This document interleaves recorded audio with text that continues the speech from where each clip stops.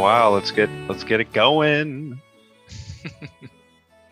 First one. So I got a message from Tim. He's going to be a little late, and Nikki sent me a message, and she won't be able to make it tonight. She's going to some sort of fancy schmancy NFL party with a bunch of friends. So good for her, bad for us.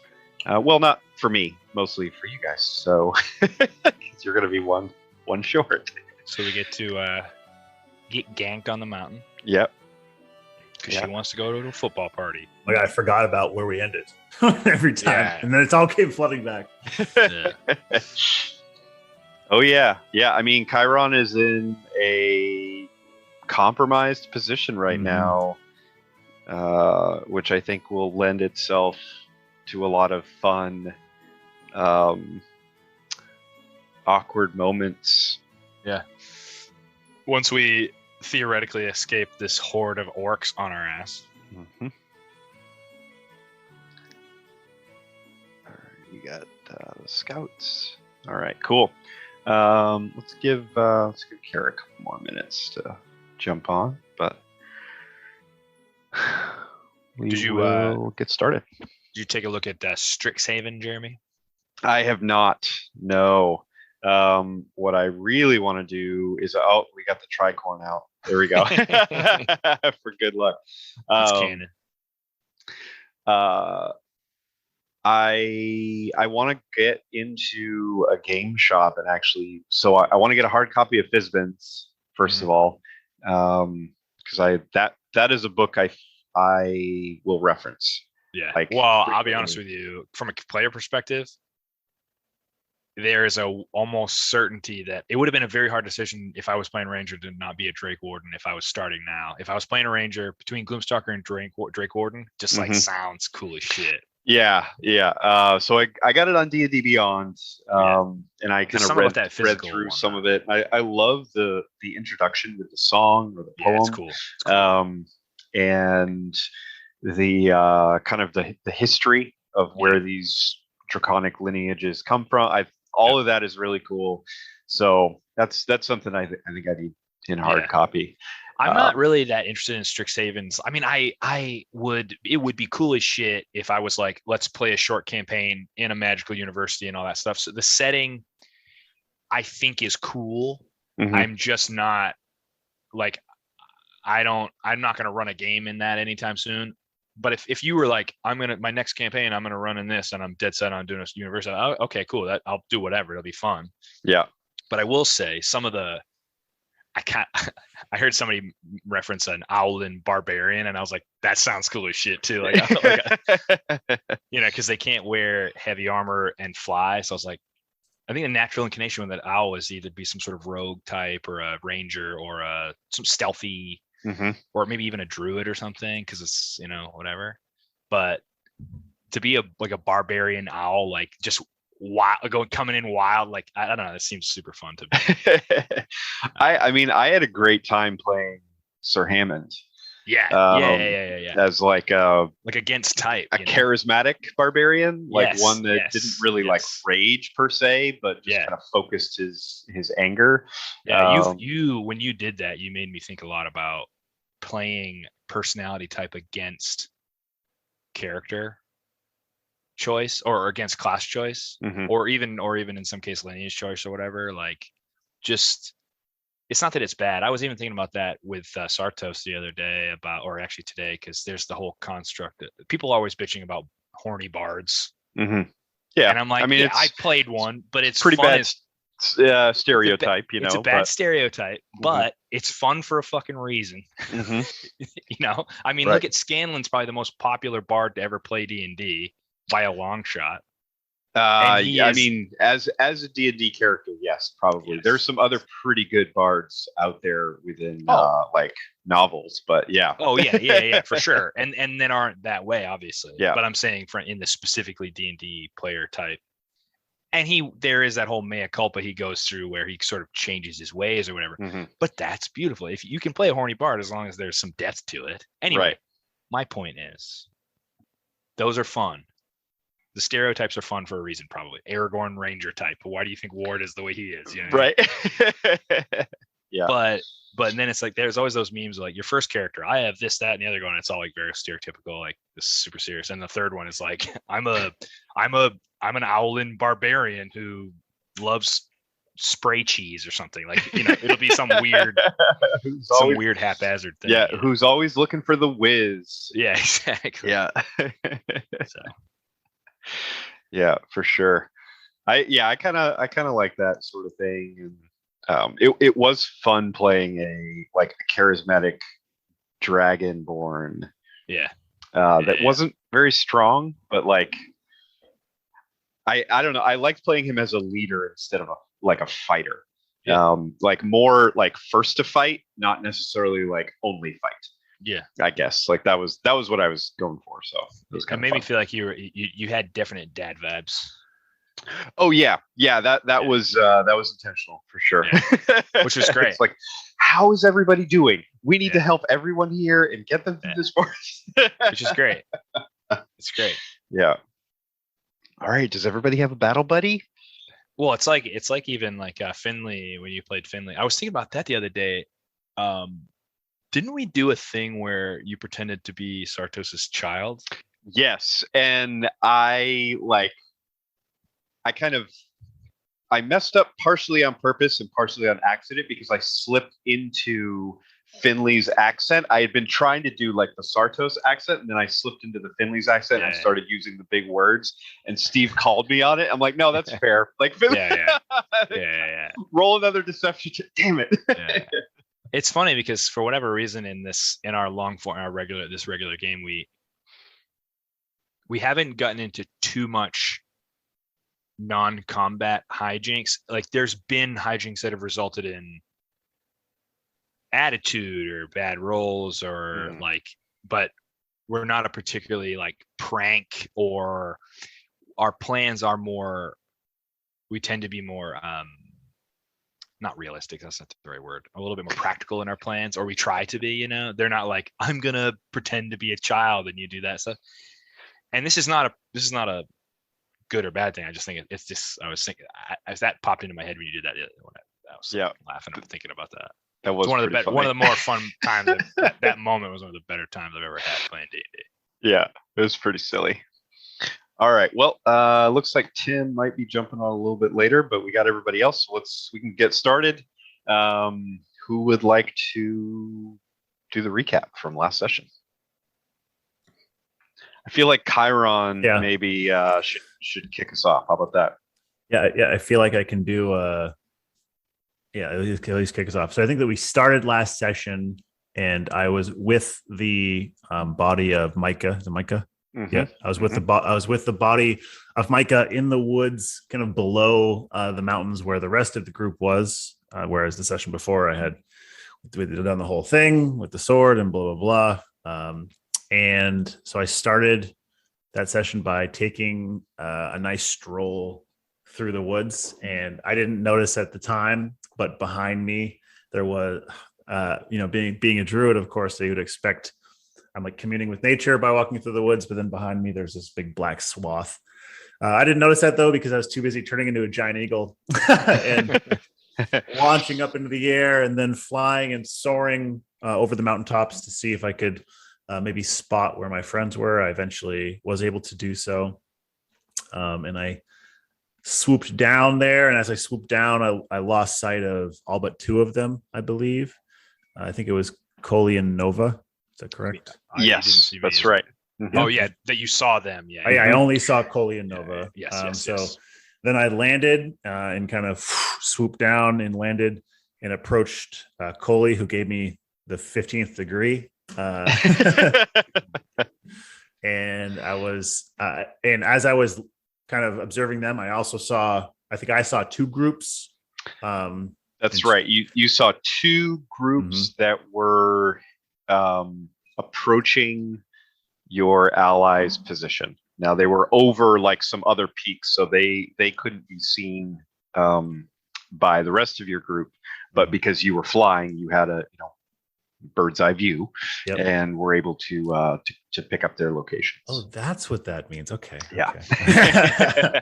So then, I kind of have like my back to the woods in a way, and I'm talking with the group and trying to basically convince them that I am Chiron and not Argor at this point. At which point, right before we ended, I think from behind me, effectively, another group came, and we spotted another group. So there were actually 3 groups who were approaching, and I had missed one, and they were closer, I guess. And that third group sounded a war horn. Right. Kind of echoed over the mountains. And that was the end of the session from my perspective. Mm-hmm. Great. Thank you, Chiron. Anyone would like to add into that from maybe their perspective or something that you might have missed? No, just that the war horns give me PTSD. We had to deal with those so many times in the other campaign. We had to do before he got there. We went through a lot of like discussing what we would do. We decided if we were going to go north or back down to Alabaster's with the sword. We essentially decided to go just to have a conversation with her. She popped in with a scry. We had a quick conversation. And then we did a lot of basically discussing like what we would do if we saw Chiron and how to handle that. And Nova was particularly aggressive about why the hell do you care? Like, get the fuck out of here with this guy. Kind of a little bit. I would say Koli, Nova, and Delyaries were all very much like, because they haven't known him as long. They haven't known him pre Argor infestation, I'll say. Mm-hmm. So there was just a lot of discussion about that. And then we had kind of basically left it where like we were just going to see who showed up, which personality, and just take it from there. Yeah, you had also warned Alabaster about his potential arrival with her. You had instructed her to, if Chiron had showed up, to send him to you, and you were going to provide a location. Essentially, though, if Argor had showed up, she was instructed to capture him and hold him until all of you had a chance to speak with him. Of course, that didn't come to pass. He instead headed directly to you, but that was something that you shared your concerns with her, as she had originally shared her concerns with you, essentially. Yeah. So a little bit of a trade in suspicions between you. That being said, when he got there, the thing that was rude was he was talking to Koli and Nova, and then I came out when I heard him say he was Chiron, just to kind of track the situation, and he just sort of brushed them off and went in to like a hug me, and I kind of rebuffed him a little bit, like chill out. And then we heard the aforementioned war horns, and it was like all shit's about to break loose. How about Koli? Anything to add, Koli? No, that pretty much sums it up. Other than the coincidence of a war horn party coming from the direction that Chiron didn't say anybody was coming. Like, oh, hey, there's 2 parties coming from over that direction. Don't look behind me. Now Ward would if we don't have time for a conversation. So everybody's going to have their own interpretation of events. I'm not sure Ward. Yep. So I mean, I think that's great. I think from Koli's perspective, that is a great bit for the recap. And how about Nova? Anything to add as well? Did we mention that basically we decided that we weren't going back to Alabaster and are not planning on giving her back the sword, at least at any point? We didn't say that about the sword, but we did say we were planning on going north, because we're going to go to Rockwood, Koli's old one of his homes. Mm-hmm. Yep. To get a gauntlet. Yeah, because we had confirmed in our conversation that maybe we could hold the sword if we had a way to hold it, but we don't want to go back down to Alabaster's because we want to get moving on. Because we're able to talk with her if we need to. Mm-hmm. Yep. She, with her ability to scry. Between us sending her scrying. Exactly. Like you have message and sending and scrying. So there's quite a few ways of to communicate with her without having to be like face to face. So you're good with that. Great. The only thing that I would add is that the previous night, without Chiron or there, the newer members of the party had shared a little bit about themselves with Ward and Flux, as well as with each other as well. But so you got to know a little bit more about where Koli comes from and his travels and how he learned his clerical magic of healing. Delyaries kind of apologized a bit for maybe being a little bit too harsh in her judgment of Ward, and then maybe a little bit too quick to trust Chiron. So she showed a little bit of regret for that, and also a change of heart with how she used to be. She seems to be a little bit more willing to work with others, where in her past, acting alone seemed to be more of her choice, or her first choice. And then, of course, let's see here. What did Nova? I forget what Nova shared. I didn't really share. I kind of just interrogated Ward. That's right. You did. You interrogated Ward. That's right. Yeah. So you were kind of sharing your reservations and suspicions with Ward, and really questioning him and Flux about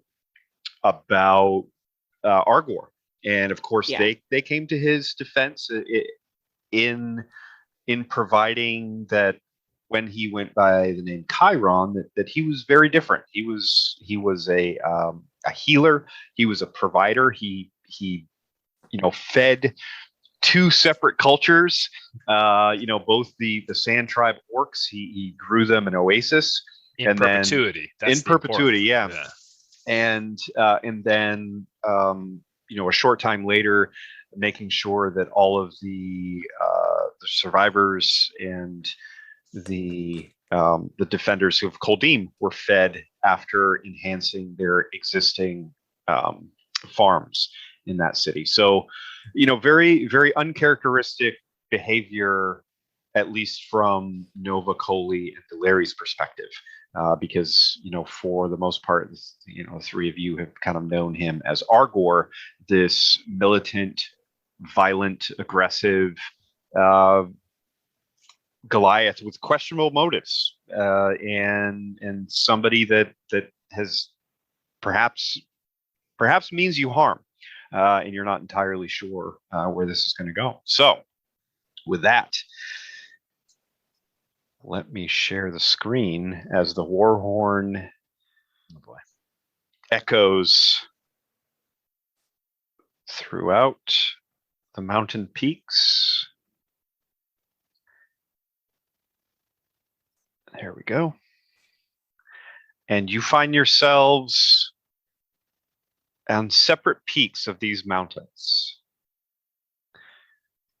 So this is going to be a little bit different of a combat, because you are not going to be close to each other for quite some time. So this is going to be like, we're going to use turns, but it's going to be a little bit more abstract as to what you can do. We're not going to break it down into like movement, action, bonus action type situation until or if you all get within closer proximity.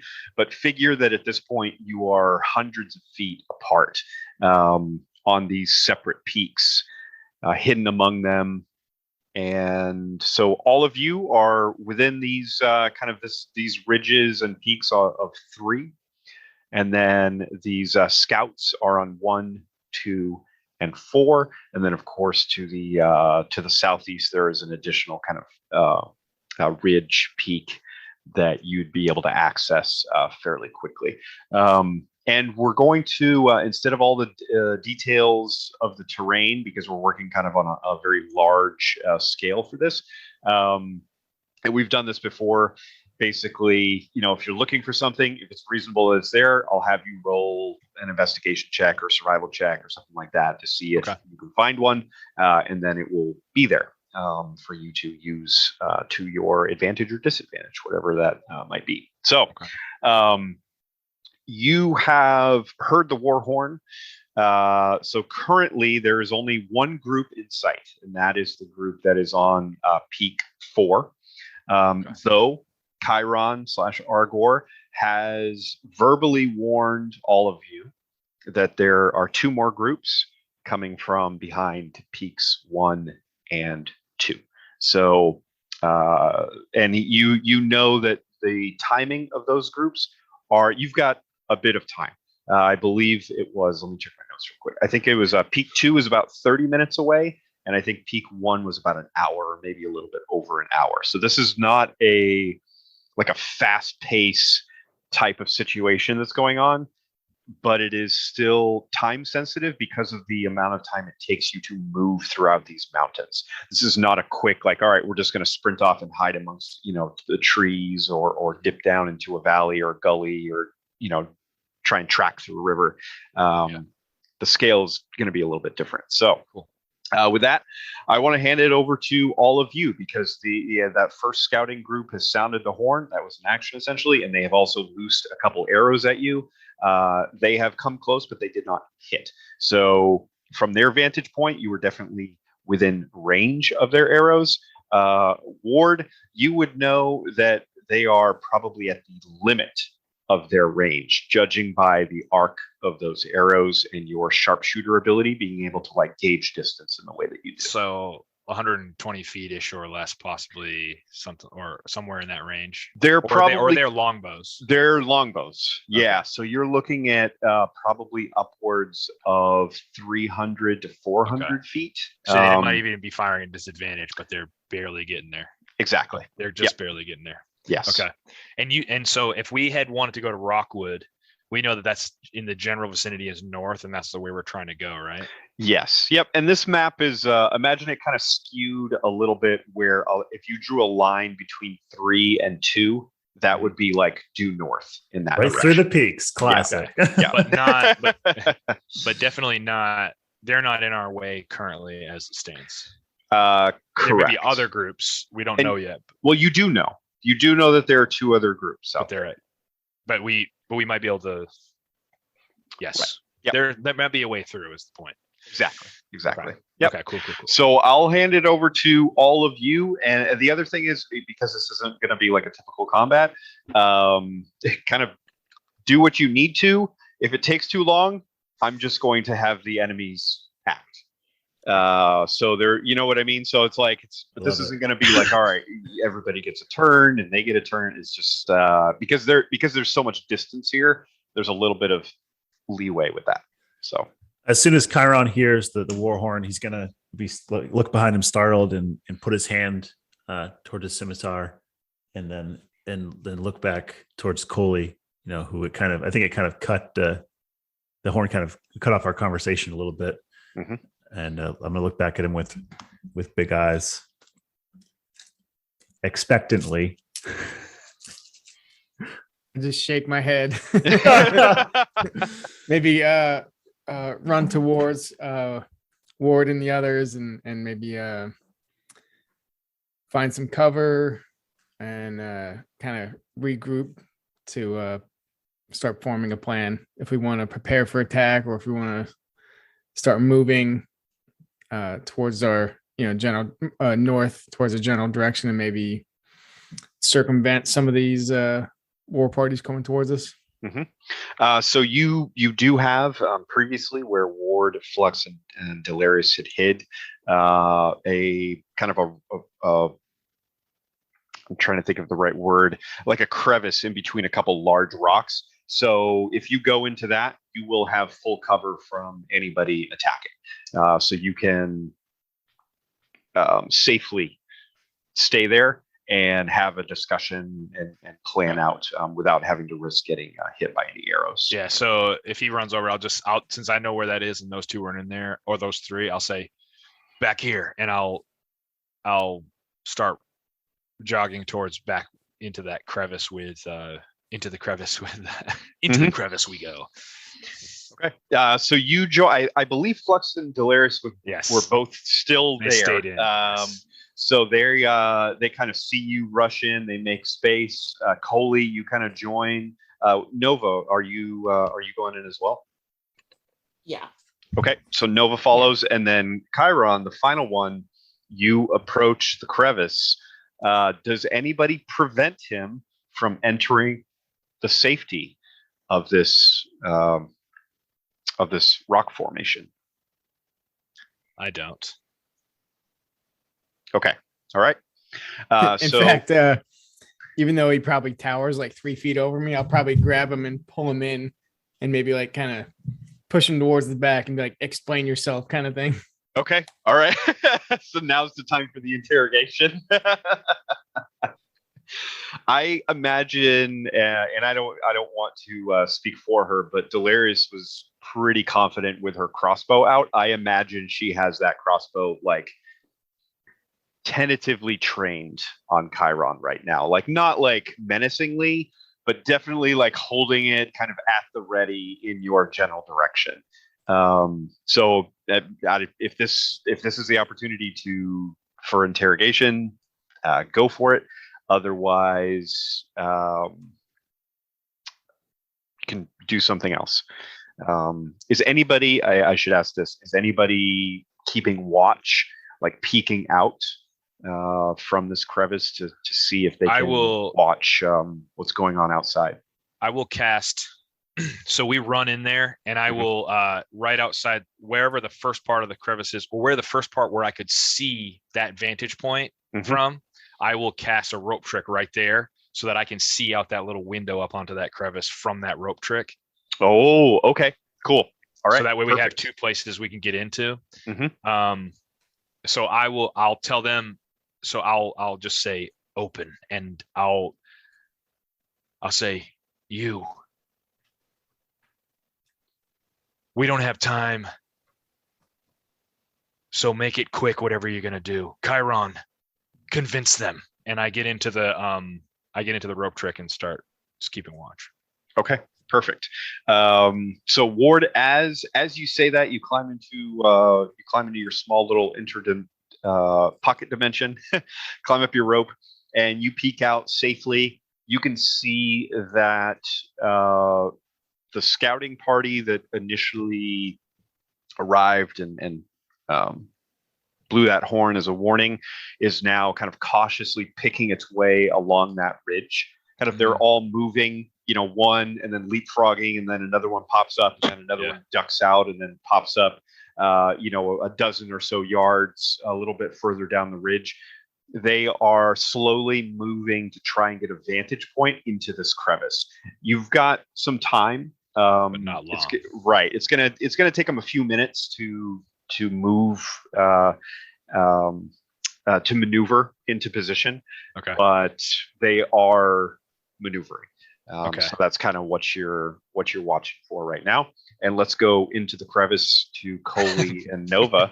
Into the crevice. Into the crevice.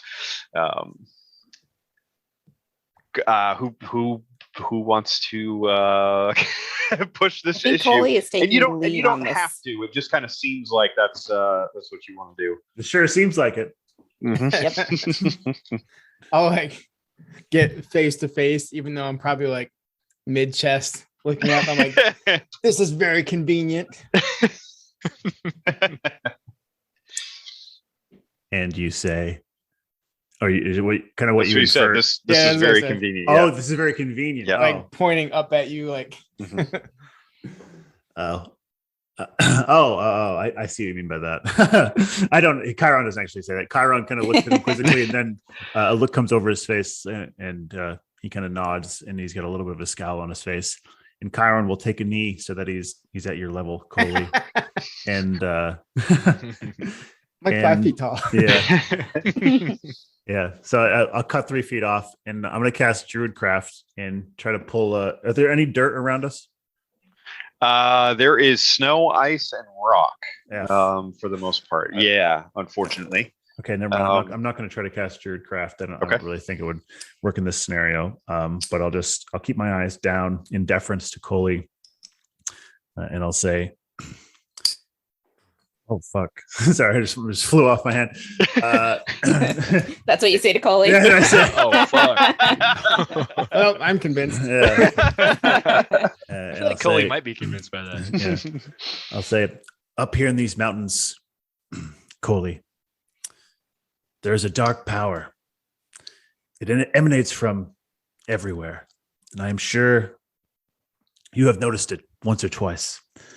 This dark power, it reaches for me from my past. I am Chiron the Green. We may not have met before in this form, but you can trust me. I am here for the safety of the good people who fight against the dark power of these mountains. I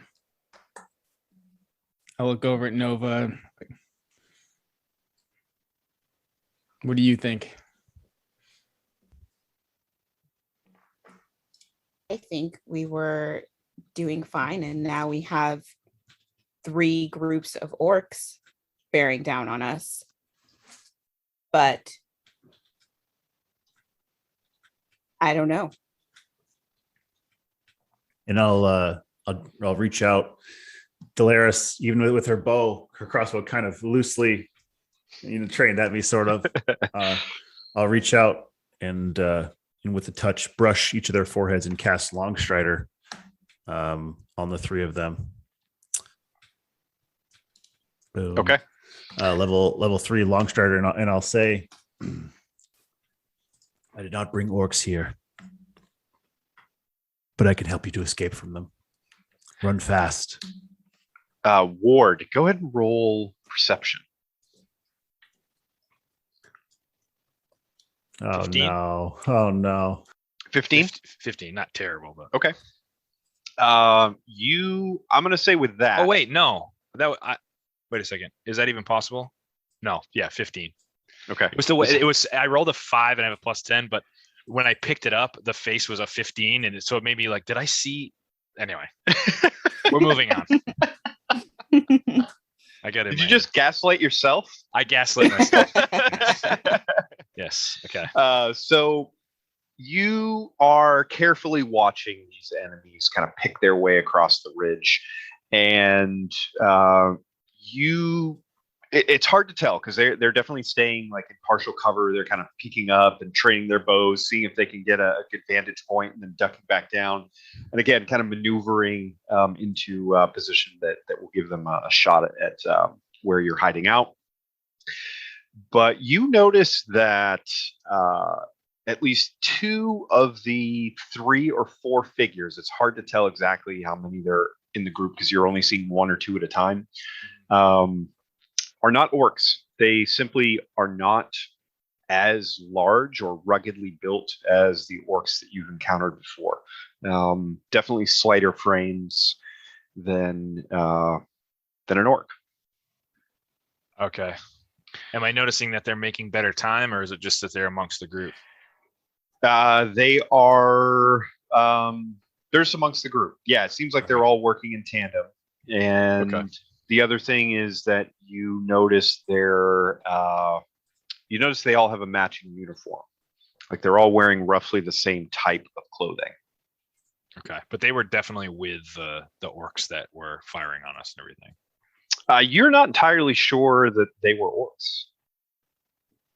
Oh, the ones that were firing on us. Just what you're saying. Yes. Yeah. Okay, but they're all wearing a uniform. Okay, and I don't know anything about the group that Argor was. I can't remember if he shared anything about that group or not with us to see if No. that's them or anything. No, Okay. definitely not. Okay. While they're talking and I'm in there, is there been enough time for me to cast to summon Kaylin? Yes, absolutely. Okay. So I would like to I would like to summon her, and so as a little raven, so she'll be a flying bestial spirit, and I think that's what I usually do. Yeah, it's been a while. And I'm actually going to send her out of the rope trick and into the crevice and do like a flyby uncomfortably close, because I don't want to haul her out of the rope trick. I don't want to stick my head out and holler out because I feel like I'll be exposed if I do that. So Okay. That's just like you guys would recognize her because I've summoned her a few times around you. So it's clearly like, hurry up. I mean, you may not see that, but that's what I'm doing. I'm trying to get you to fucking hurry up. Okay. And then when she comes back out, I'll just have her just fly back in with me for the time being. Okay. Perfect. So there is a flapping of wings as a raven or a crow. I forget. Raven. A raven kind of swoops through the crevice, kind of almost hits the back wall of it and bounces off, and then loops out as a bit of a warning.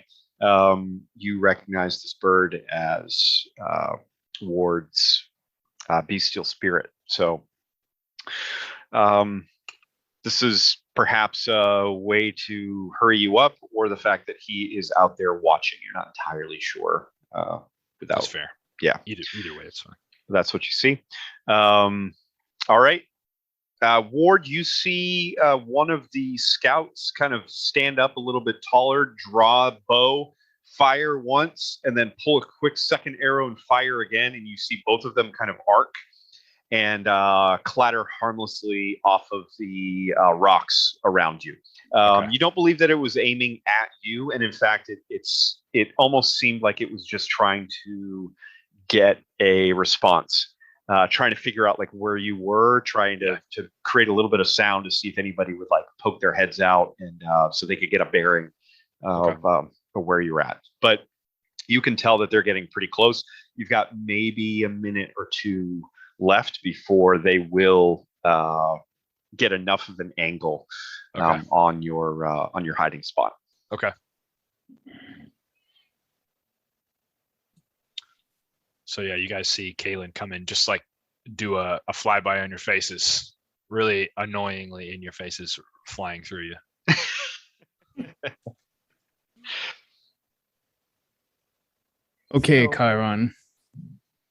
Ward trusts you, and Flux, Flint trust you, and I trust them. So I will trust you. Now is your chance to show everyone that Chiron is back and not Argor. And with that, I'll start making my way out of the crevice and kind of low crawling through some. I would have shown you guys where the rope trick was, so you could climb into it. If you try to climb into it, like it's not hidden from you guys. Like I'm right outside the crevice with that angle. If you want to do that, you don't have to get in there. I'm just saying. So if that's we're getting right into it. If we crawl up there, is there a chance we can get surrounded and get stuck up in there? We're not stuck, but like pinned down. Well, no worse than in the crevice, except for the fact that they can't fire into the rope tricks. So at least it's a place to all get into.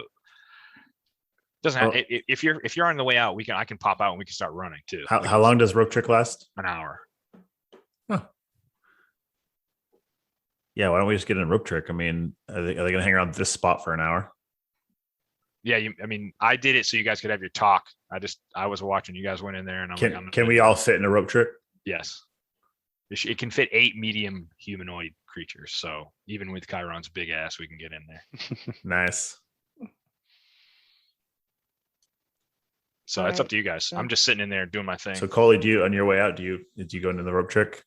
Well, if it lasts an hour and the orc group at group 1 was an hour away, that means they'll all be. Oh, I'm not saying we stay in there. I was just saying this was just like the moment. Oh, you know I mean, we can hide up in there, but I think we should just get moving. Yep. If you give me the whistle, I'll pop out and start running. That's all I'm saying. That's what I'm telling you. How long does Longstrider last? That's also an hour. Okay, so we should probably use that. Yeah, and you get plus 10 feet movement. If I'm looking out, end of the day, Ward is looking out, scouting, okay, or keeping an eye. If you guys start busting out, he's going to bust out and follow you. He's going to start getting involved with that. You don't even need to tell him. He's looking for you guys to move. Okay. I've got a short bow. Who else? Ward, obviously you have a long bow, short bow. We could launch a couple arrows from here and then move out right away. This way they think we're still here. I would say, so if you tell me that, if you climb into the rope trick, are you telling me that and you getting in the rope trick, or are you still talking to them? Can you not hear me from the ground? Well, it depends on how loud you're talking, because I'm like 5 feet up in a extra dimensional plane, you know. You know what I mean? A I'm good not like, signal in there. yeah. It's not like, I think you'd have to speak at a regular speaking voice, and I assume you're trying to be quiet. I'm not trying to be super technical, but it's just we happen to be in different places. You don't have to worry about, like, you could speak at a normal Okay, if that's the case, volume then, right now, and they wouldn't be able to. Like these scouts are hundreds of feet away. They're not Well, going to if you be make able your to presence hear known, you. then Yeah. if you make your presence known, that I'm going to get right up to the entrance and have a conversation with you. Then easy. Let's just say that instead of I'm going to stop being difficult about it. Yeah, I can. So Ward would say, have Delyaries lead the way, and you guys run. I'll fire a couple shots and be right behind. Okay, cool. Yeah, Delyaries very skilled scouting. So we're just going to assume that she'll get an average of like 13 or 14. So I'm pretty sure she put her She'll get like a 10 expertise- survival. Yeah, her expertise in survival. So yeah, so I think a 15 is probably a base for her. So she is able to. Question, I guess, is where are you headed? Are you trying to circumvent this threat? Are you trying to retreat to find a new path? What's the goal here? Chiron, how big was the group to the north? It's one I knew about, right? Yeah. Yeah. So you know that both of the groups that you were able to see had 4 or 5 members in them each. So they're a small scouting party. Not a very large force at all. Okay, I'll relay that. I would think we head, I guess, what would that be? Northwest, towards one. And then maybe we either face off with just one group instead of getting pinned in the middle by all 3, or maybe the group in one will miss us completely and it'll be a long route. It might add a day or 2 to our travel. But I think that's better than, because initially I was thinking we just punch straight through to 2, but I think there's a chance that we get surrounded by all 3 groups at that point. Right. Yeah. I mean, you'd definitely be putting yourself in that possible situation. Let's avoid that at all costs. Yeah. I don't care if it. I don't want to be at the mercy of chance with that. I mean, it's going to be risky anyway. So if it takes a little bit longer, that's okay. We already know our folks in Kholdim are on the way. Like the only rush is sort of existential at this point. We don't have an actual deadline right now, except for just general hurryment. If that's not a word, but I made it up. Hurryment. And there's always the chance that these are opposing tribes and maybe there'll be a little skirmish. Yeah, we don't know. But yeah, I like your plan. Circumvent a little bit. I'm all for that. Okay, excellent. So Delyaries starts blazing trail through the fresh snow. And she's doing her best to try and find paths that are protected, not only from the from these winds up here on the peaks, but also from your immediate threat, which is this scouting party. That as you start moving, you hear a couple other arrows clattering around you on the rocks. So they're in their movement. They have now kind of, unfortunately, outmaneuvered themselves. They have, because they've prioritized cover and to try and access a vantage point, they've put themselves a little bit too far out of range. So their arrows are coming down, and they realize that. Like there's like one volley that happens, and then that's it. So they're not wasting arrows for no reason. They're just trying to gauge the distance. So you're all able to kind of slip out of this little hiding spot carefully behind Delyaries. She starts leading you kind of along this ridge and down away from this immediate threat, a little bit to the west. And when they're gone for like a minute or two, just to give a little bit of cover, that's when I was going to try to fire on anything I see and then run off to try to like make them feel like people are still in this area. Okay. If there's anybody I can see, obviously I know that's a risk. So. Yeah, so you'll have you won't get a full attack action, but you can definitely use a reaction, like a readied shot, and then as one of them peeks up, as you've kind of been like watching their pattern of movement. That's fair. You can fire off a single arrow at that point.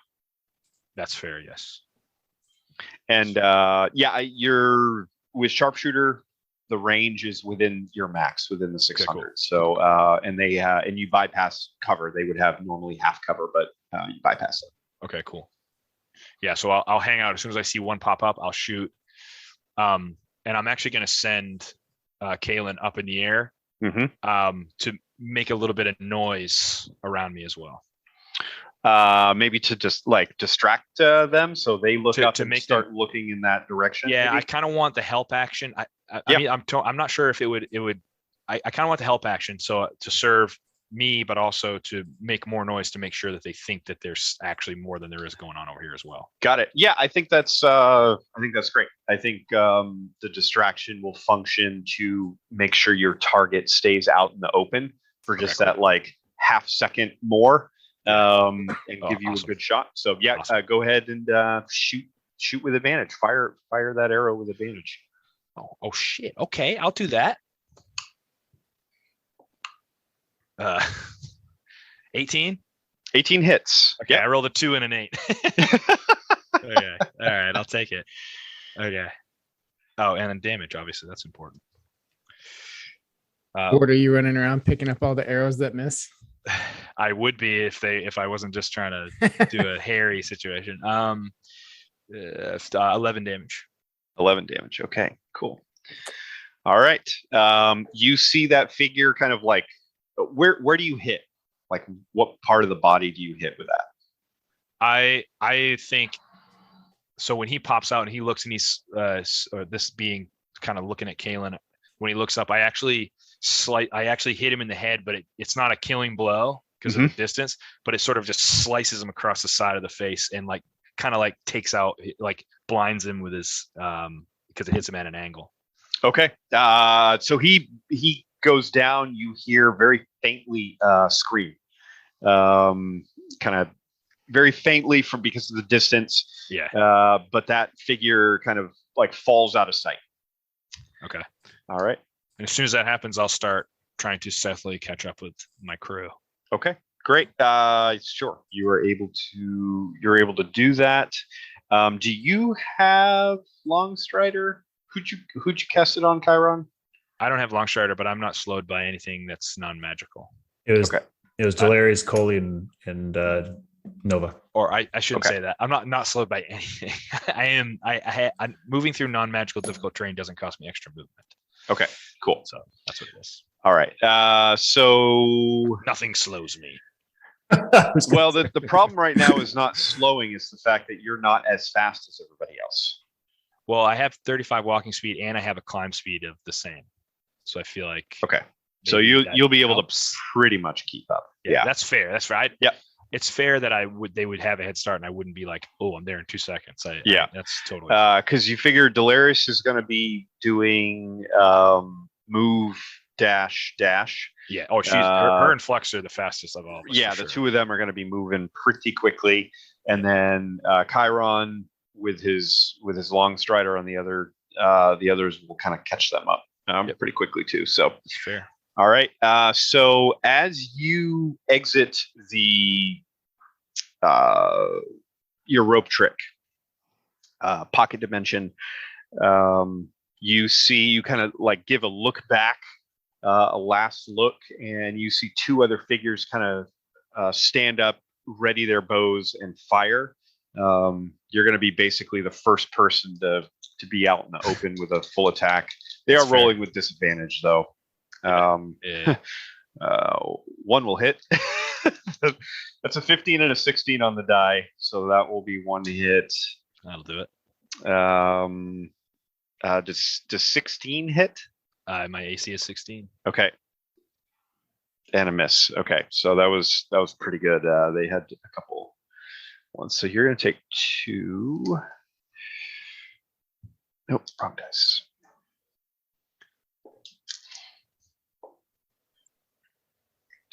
That will be 12 damage total from the 2 arrows, 6 apiece. I make a loud noise. Ow! And make like a fake death rattle so they come and try and Yeah. switch your body. Or is this before or after I started taking off? Because if it's after I started taking off, then obviously This is. it was like right before. Like I pop out, they shoot me, and then I you run pop out, and then you start running, and like at that point they've loosed these arrows, so they kind of like lobbed them in front of you, and you kind of caught them. Unfortunately, they made some pretty good shots actually. Yeah. And so you take a little bit of damage from that, but otherwise you are able to make your way kind of into cover, following Delyaries' trailblazing. So and I'll have Kalen come down and just stay with me to just be scouting ahead of me while I catch up with them. okay, do you want to send her up higher to get a better vantage point, or simply I can't really communicate with her. Like she can't really communicate with me anyway, so it doesn't serve the same function as it would if it's Levi.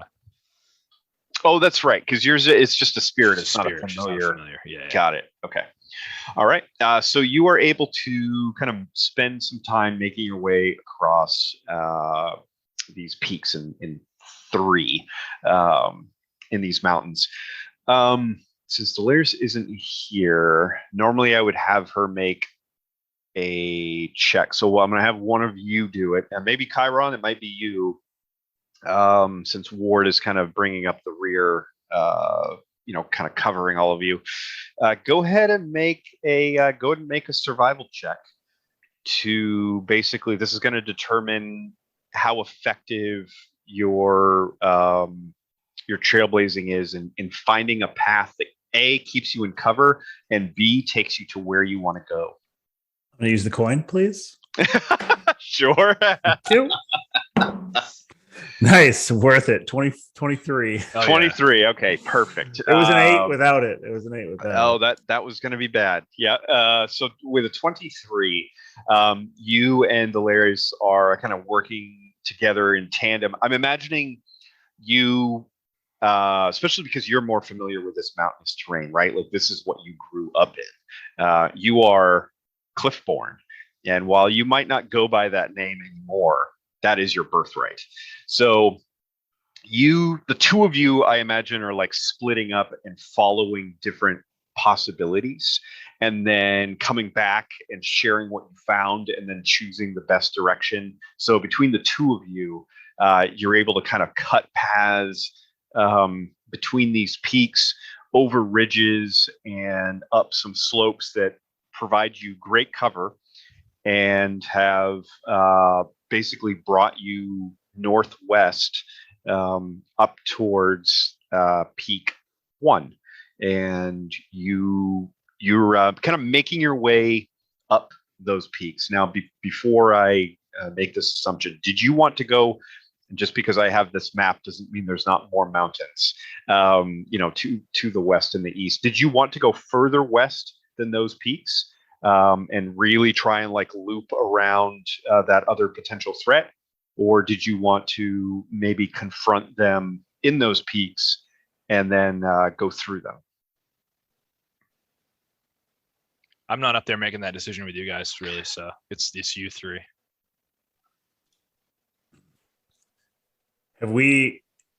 Have I, Chiron, gotten a glimpse of these people who I could tell?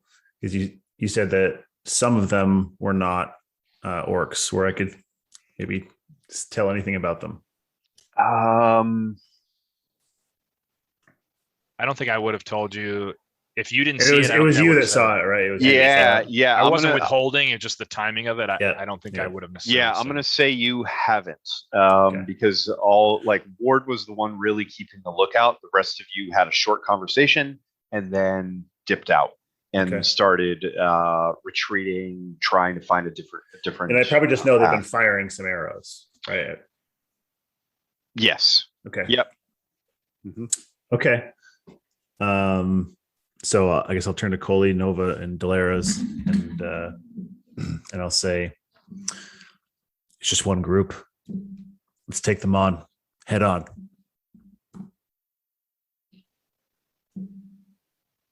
Lead the way. I'll follow you. Okay.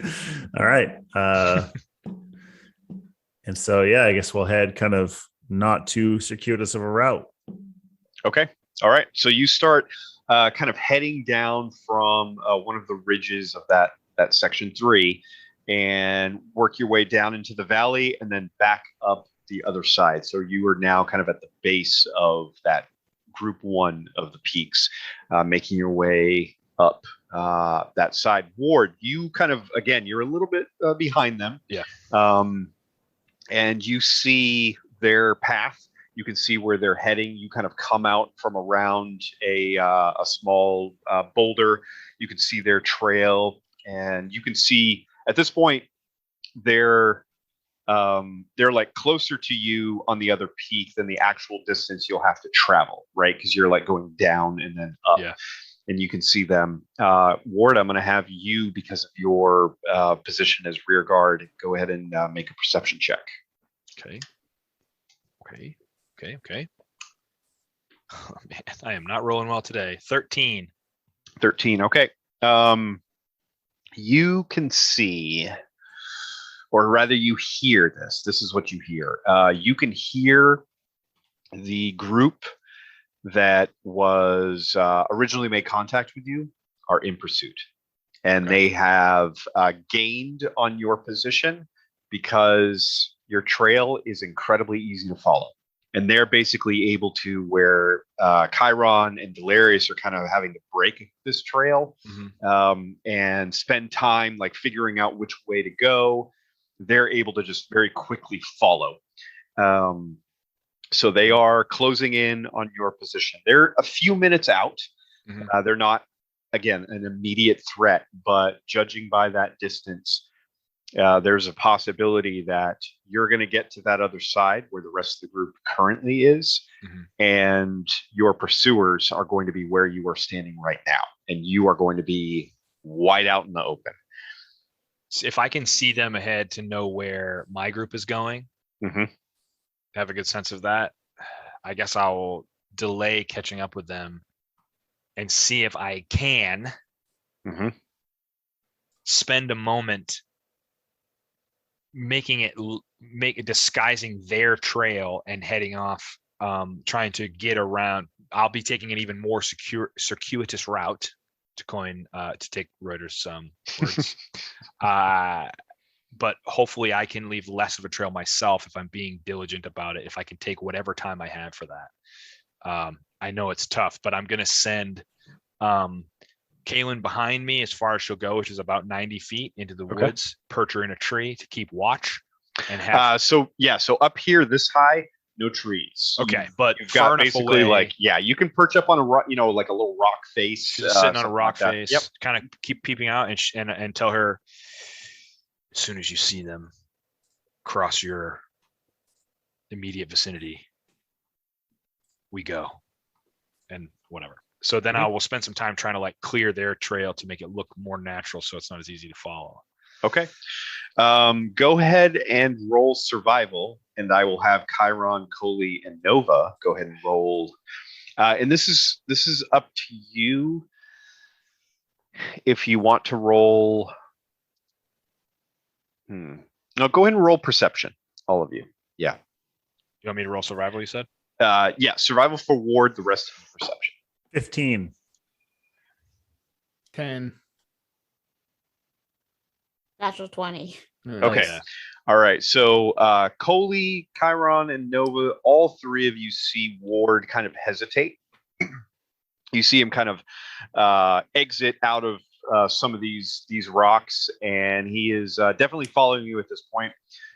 Chiron, you see him hesitate and kind of look around. You see his bestial spirit kind of circle around him and then take off and kind of swoop out of sight. Nova, you see him working on something. So I'm going to give Nova the opportunity to roll insight to see if you can figure out what he's doing.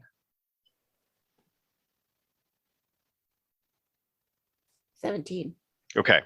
I'm going to say with that, you recognize immediately that he is A, covering his tracks and covering your tracks, and B, that your pursuers must be close for him to risk being separated from the rest of the group to take the time to do this instead of trying to like get into cover. Okay. I will relay that information to the rest of us that are over here. Okay. So Chiron, Koli, do either of you have a response to that? You can think about it for a minute. Well, actually, I'll resolve Ward's. It was 15, right, for your survival check? I rolled a 12, but I have a 22. I A almost 22, used awesome. I almost used the coin, but I'm like, that's one of those rolls that's too risky. Okay. 22 is great. So you are able to, I imagine, let's see, you're working in the snow. I imagine you're able to kind of scrape a few rocks clean, like shedding that snow kind of down the hill, and it just starts to fill in some of the paths that your allies had broken through the fresh snow. It certainly obscures it pretty well. And in doing so, you've also made it look like these rocks were uncovered because a different path was taken.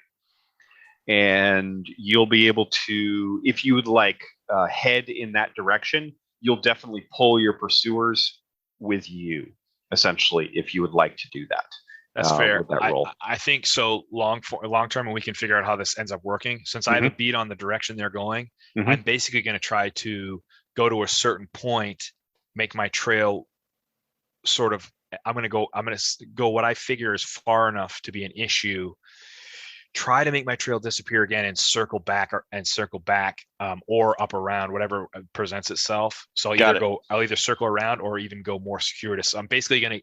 So if I see a place where I can try to point them left and I go right, that's cool. Or I'll have to just go all the way back around and make my trail disappear. I think with a 22, you spotted option one. Like you spotted a path that you can blaze like a false trail. Yeah. And then I'm trying to think of like a clever way that you might be able to use an altitude change to break up the trail. Like maybe you find a couple like bare rock faces, or maybe one with some ice on it, and you're able to use that to travel instead of breaking up the snow. You're moving on something that's a solid surface. I have a good climb speed, so I can actually get above. There you go. And I'm okay with acrobatics, so I can kind of fling myself around a little bit. Cool. Yeah, I think that would work. I think you're able to again kind of create that false trail through the snow, and then you find a couple kind of relatively bare rock faces that will allow you to kind of change altitude a couple times to break up that trail, and then come down and reconnect with your allies. So with that, let's go back to because Ward is kind of currently working on hiding your trail, and it looks like he's trying to create a false trail. So Chiron, Koli, and Nova, what do you do on the other side of this valley?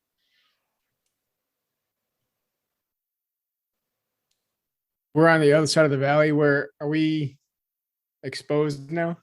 Currently, you are, yes, and you know that since Nova kind of shared what she learned with you, that if you stay put here much longer, you're going to be caught out in the open by your pursuers. Okay, well, based on Nova sharing that, I think that Chiron would say to Nova and Koli, he can make it on his own. We need to get out of this valley. Agreed. I say we push on. Damn. That's a lot of trust for some Yeah. bad rolls I have. Well, you did make it back from an alternate dimension. That's true. Yeah. Nova, your thoughts?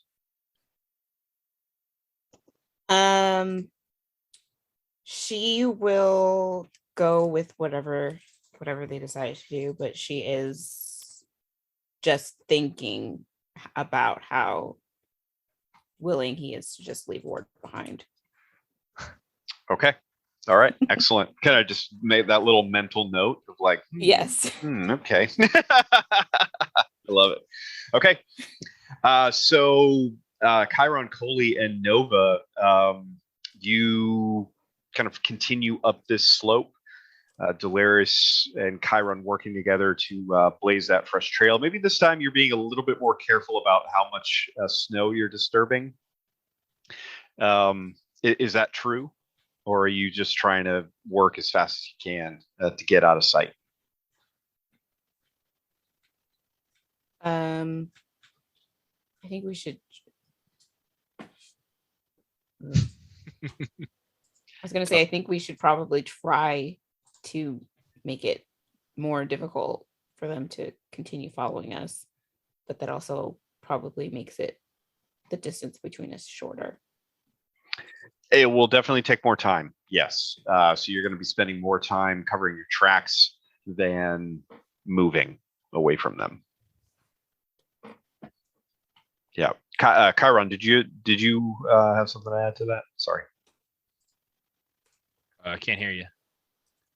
It's because I had a mute on. Sorry. I was gonna suggest moving double time to get out of here. But I don't know. If they're orcs, they're probably pretty good scouters, and they're probably pretty fast. So I don't think it really matters. Okay. Koli, any thoughts? I think if we double time it, we can almost. How steep are the hills we're climbing up? They're pretty steep. Yeah. Yeah. I mean, the biggest reason you've been able to make it this far so quickly is because not only has Delyaries been working on blazing like a safe trail, but Chiron has assisted and he rolled really well. So that's kind of like why you've been able to make this progress so far. So it is not easy terrain to move through.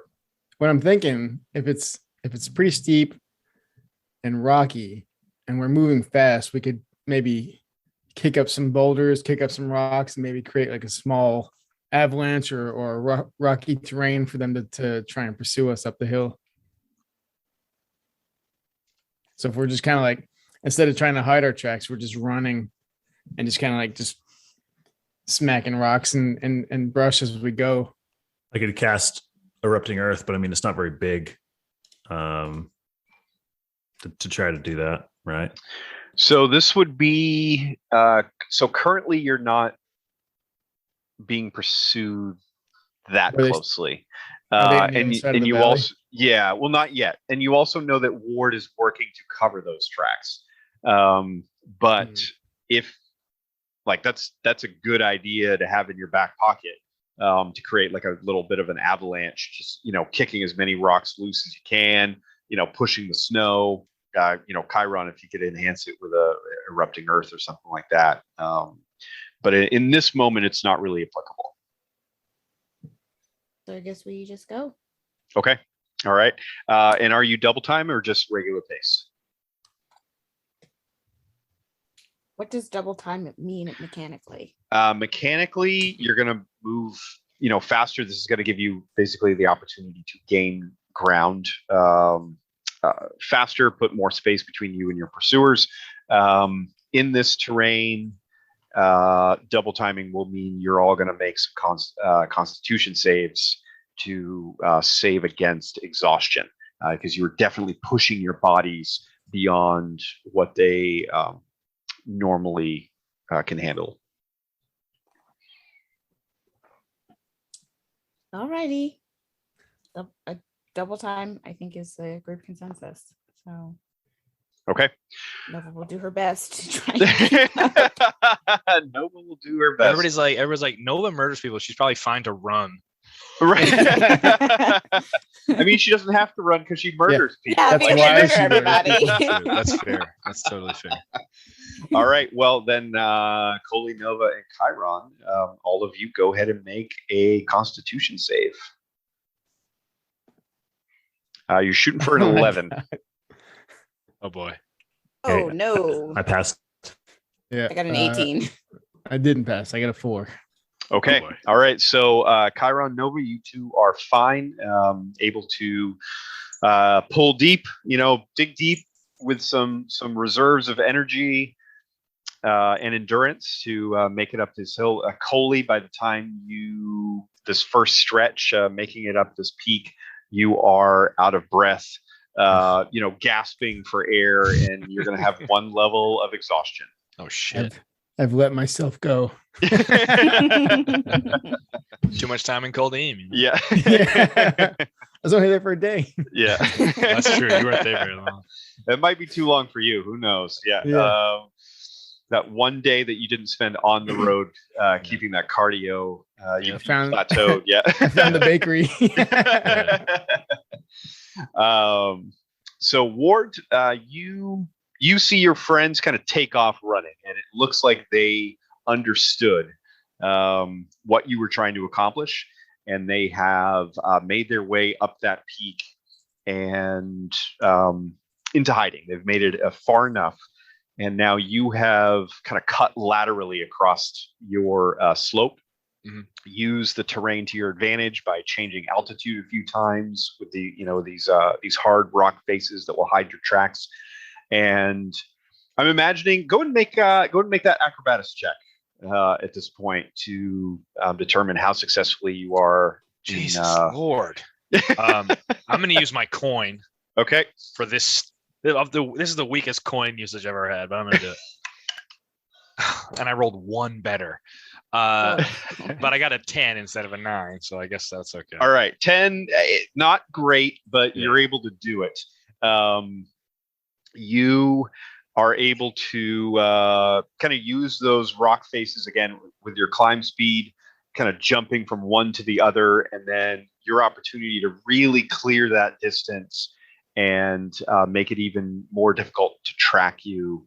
You drop down kind of into empty space for a moment, and you hit a slope, hoping to tumble with it. And then kind of slide to a nice stop before making your way at the bottom of this valley, and then making your way up the other peak. It's a little Fortunately, you hit a little hard. You kind of misjudged the distance a little bit, and as you rolled, you're going to take a little bit of damage. Okay.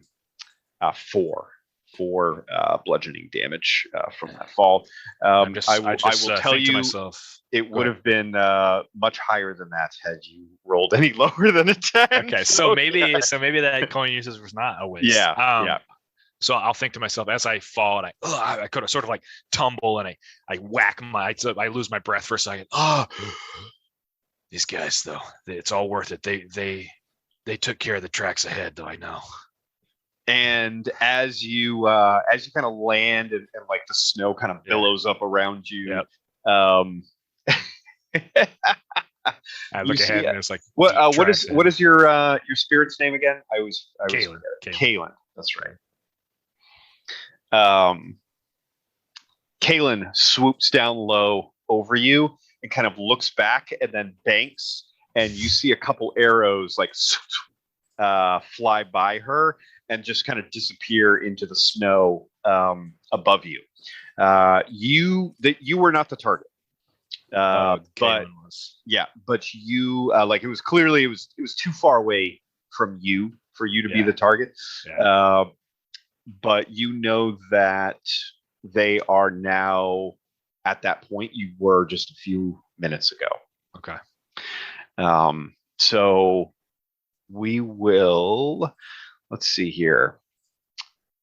Let's go back to the other group, and now that Flux is joined, so Chiron, Koli, and Flux, we're going to jump you right into this.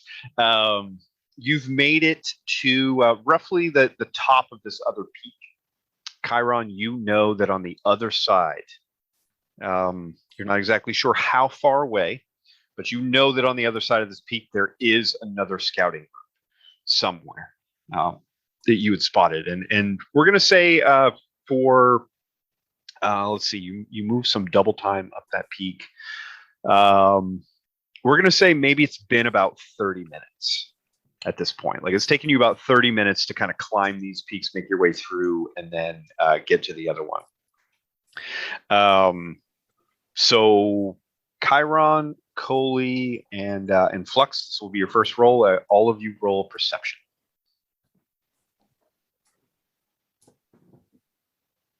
Oh yeah. 4. Not good. 6. 18. 18. Okay. Saving your asses. All right. So Chiron and Flux, neither one of you really pick up on anything. Koli, you kind of, do a quick look around. You also look back, and you see across that valley, you can see your original group of scout pursuers, and they have reached the point where Ward was maybe about 5-6 minutes ago. You see Ward down at the kind of at the bottom of the valley. He is like partially covered in snow. You can also see that it looks like he has some cover from some rocks and a small little ledge that maybe it looks like he jumped off of. The enemies do not appear to know where he is. They don't see him. You also can immediately see that there is a human with a bandage around its head, kind of covering one of the eyes. You can see that there's kind of like a red patch on their face and on their neck. Very easy to see against the background of the white snow and gray stone. You see what appears to be an orc, another human, or perhaps a half elf, and then another looks like kind of a smaller figure, so maybe a halfling or a gnome. You're not entirely sure. So that kind of makes up that group, and the human and the orc both have longbows out, but you can see that human is going to have a real hard time shooting a bow with only one eye. So That's right. I didn't even right. think of the depth perception problem. I just thought it sounded cool. Yeah. So that's kind of what you pick up on. The other thing that you notice is that the scouting group coming from due north has reached the peak, the ridge line of peaks, the group of peaks at 2.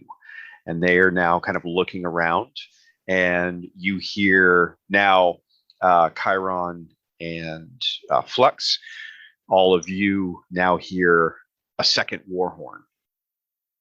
And as that war horn blast kind of peals over the mountaintops, you see the group on the other side of this valley. The smallest figure kind of pulls out the horn, blasts another one, and then you hear a third horn coming from just over the ridge. So you know that third group is close. Judging by the amount of time that you've spent getting to this point and their distance, they might be 15 minutes away. You're guessing, and again, Koli, because you hear it best, you're guessing that when they heard that first war horn, they probably picked up the pace, as well as that other group. So, which is why they're closing in a little bit faster than Chiron's estimate. Or, perhaps Chiron is lying. You're not entirely sure.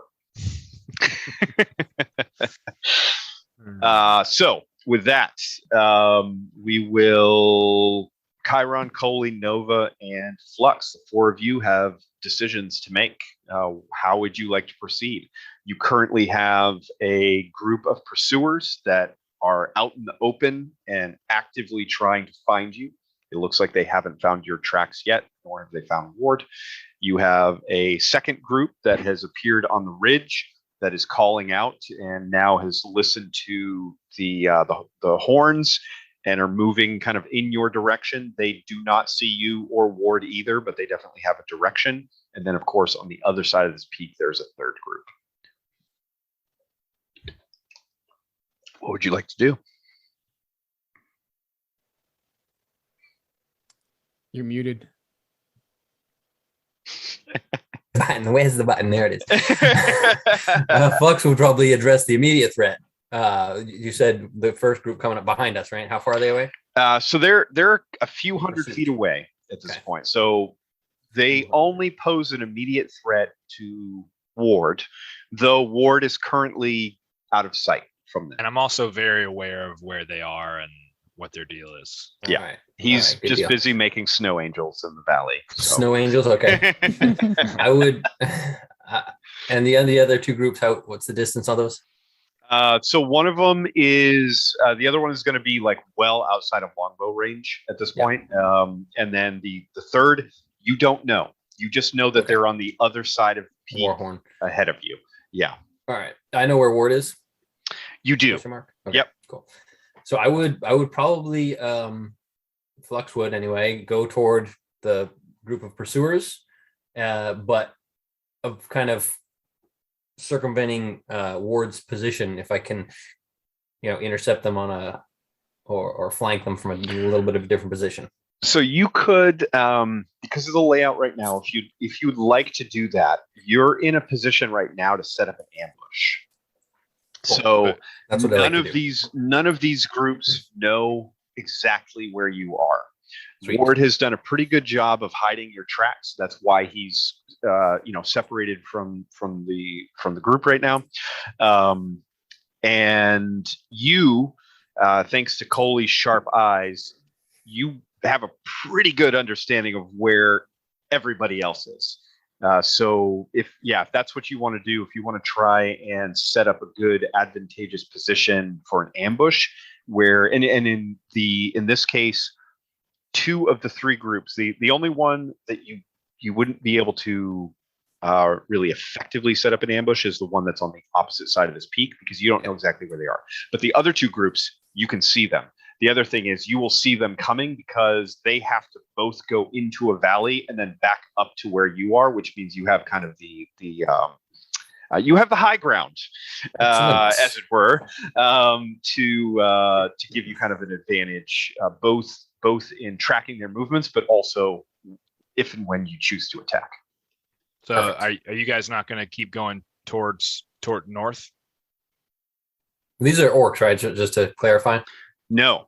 There is it's verified basically that there are an orc, a human or a half elf, and then a halfling or a gnome in the first group. The others are either out of visual sight or too far away to know for sure, but these are not entirely orcish forces. And they are hostile. We know that. Yes, 100%. Okay. They have shot arrows at you, and they are definitely. But they were the group behind me. They were on us first, and those guys were going north, and I stayed behind and started covering tracks to point them in the other direction. So they're theoretically where they are right now. They may go the wrong way. We just don't know yet. They're at where I was trying to do that. Mhm. Okay. We All right, don't so know that, and you would know that because Nova saw me doing that and rolled to see that. I am obviously not telling you that as Ward. I'm metagaming and telling you what Nova probably told you. Exactly. The other thing is, all right. Okay, thanks for getting me up to speed. Yeah, I would say that if you're looking to set up an ambush, because you know the path that Ward created, he created like a false trail to try and lead them in the wrong direction intentionally. Mm-hmm. You could use that to your advantage in setting up that ambush. Because they would be looking for you in one place but you will definitely be in another. Excellent. So that's kind of what Flux would present. Okay. I'll Koli, relay Chiron, or the Nova? I'll relay the makeup of the group to Chiron and Flux and see if that rings a bell. Like maybe if that's something they've heard of while they were in Kholdim or in their previous travels. Can I roll to see if I will recognize that makeup of a group? Yeah, sure. You know what? Actually, Koli, the other thing that you notice is that they have very dark gray armor. It's like a polished leather. So it kind of appears shiny, maybe reflects a little bit off of the sun and the snow. Yeah, maybe it's just wet from moving through the snow, but it's shiny or a little bit shiny at least. So you can relay that. So Chiron, yeah, go ahead and roll. Go ahead and roll a history check. It's not metal armor. It does not appear to be metal armor. No. At least on the outside. It could be that they're wearing metal armor underneath, but you see like what they're wearing over it is leather. Affirmative. 15. You would recognize this as possibly Brotherhood. Fuck. Okay. Night ruined. I'm just kidding. Okay. So as soon as Nova describes the polished leather armor, Chiron's eyes will narrow, and then he'll shake his head and he'll say, Brotherhood. So Koli and Nova are right around me, I think, right? Mm-hmm. Is Flux right there too? Yes, Flux is right there too. Yep. Flux Bauer. Okay. So then I'll say, Koli, the darkness that I told you, they are right there. Those are Brotherhood of Gnard warriors. Flux, we should run. You don't think we can take them? Is Ward safe down there? He's by himself. No, he is not. Okay. Then Are they above, like directly above him on the hill, or are they? So they're definitely above, and they're also kind of like laterally different, like along the slope.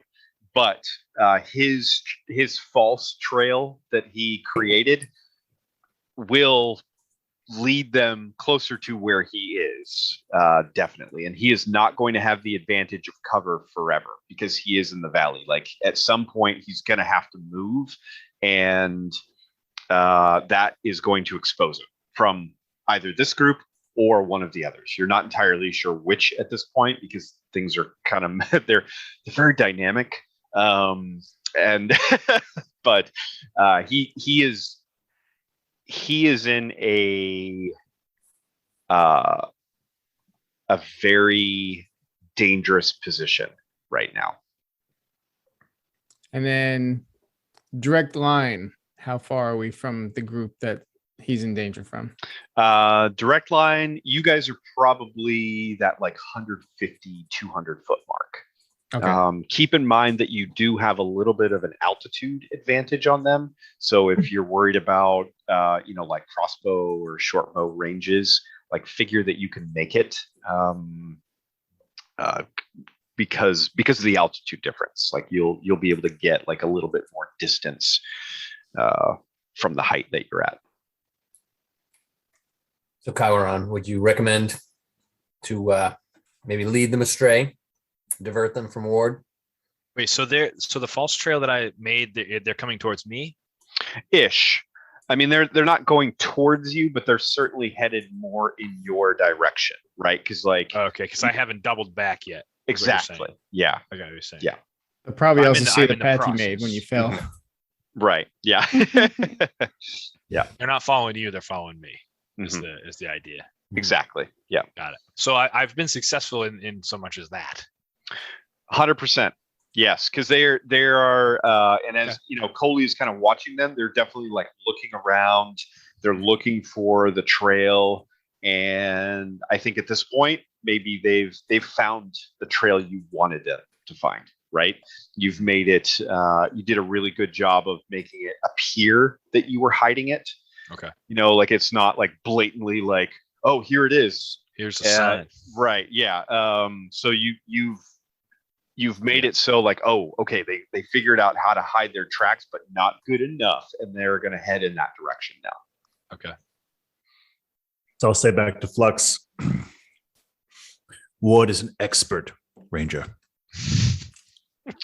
That is the first time that sentence has ever been said in this party.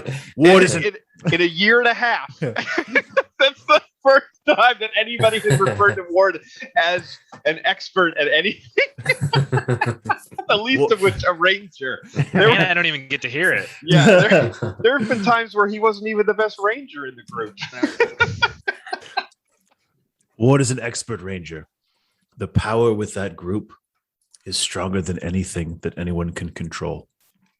They are led by a gnome, a most powerful gnome. We cannot face them head on. Ward can hide. He is, after all, an expert ranger. My ears are burning. As ears are burning. Doesn't know why. Pushing that a little hard, aren't you, Chiron? As Chiron says, they're too great for us to face. I'm gonna turn back, and I'm gonna cast Control Water again. Mm-hmm. The range on that is 300 feet, and I'm gonna. Oh, excellent!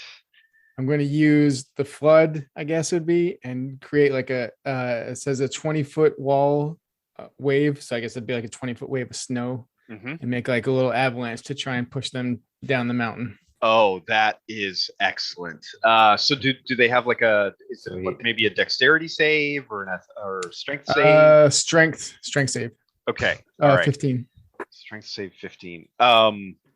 Would you be against me making dexterity saves instead? Because this is like they're going to be sliding down a mountain. Yeah, it's not like they're actually pushing back. I guess it'd be to try and help. Yeah, that's okay. That's good. All right, cool. Oh shit, This is bad. This is very bad. Is this in such a way that it's not going to affect me? So that's a 1 and a 2 for the first 2 rolls, and a 1 and a 15. So 3 of them are going to get kicked out with this weight. Does a 15 pass? Okay. All right. Yeah, 15 passes. All right. So we're going to say go ahead and roll a D4, Koli. Orc, human, half elf, gnome. 2. Human. So human. Okay. So the one-eyed. So the blinded. The one-eyed archer is the only one who keeps his feet, as his 3 companions just get swept down the slope. That's and great. They are going to hit every rock on Hell the way down. yes. So Ward, you see this. You certainly hear it as well. And let's see, we're going to do a whole oh shit. So that is going to be 10, 15, 17 damage to each of them. 17 times 3. Okay. And as they get swept down the slope, I'm imagining they're kind of falling and tumbling, and then there's a little bit of a cliff, so they're just kind of like swept out into the air for a moment, and they fall and bounce a couple times, and then they basically all 3 of them end up at the bottom of this valley, like prone, all mangled, and some of them are sticking out of the snow, right? Like you just see a random leg, and they're fighting out of the snow. And Ward, so you see that. If you would like to react to that, you certainly can. Do I have a sense of how far away they are after hearing all the commotion, or how far away if anybody's there?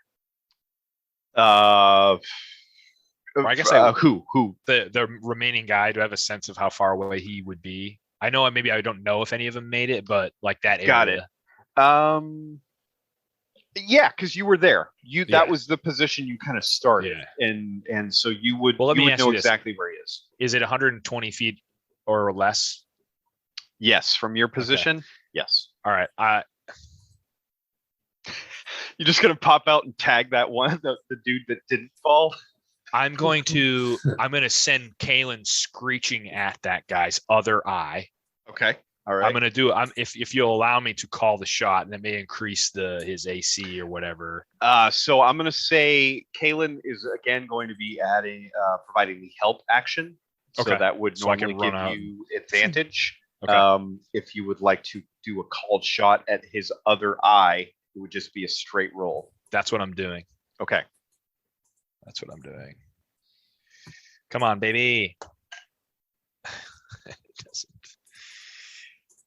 That doesn't work. 13. Expert ranger. 13 will do it. 13 does it. Holy shit. Okay, I'll take They're it. only wearing leather armor, man. Like, That's true. That's true. That's true. Yeah. So with arrow damage, that's 9 damage. 9 damage. Okay, so you hit with a called shot. So this is the option. Mhm. So you can either do double damage. Mhm. So in which case it would be 18. Yep. Or you can cause an injury. So I'm going to blind the motherfucker. Okay. All right. So at this point, the first shot kind of like hit the side of his face, kind of cut his eye open. He's got it bandaged up. In this one, I think the eye is he has like an arrow sticking out of his face at this point. Yeah.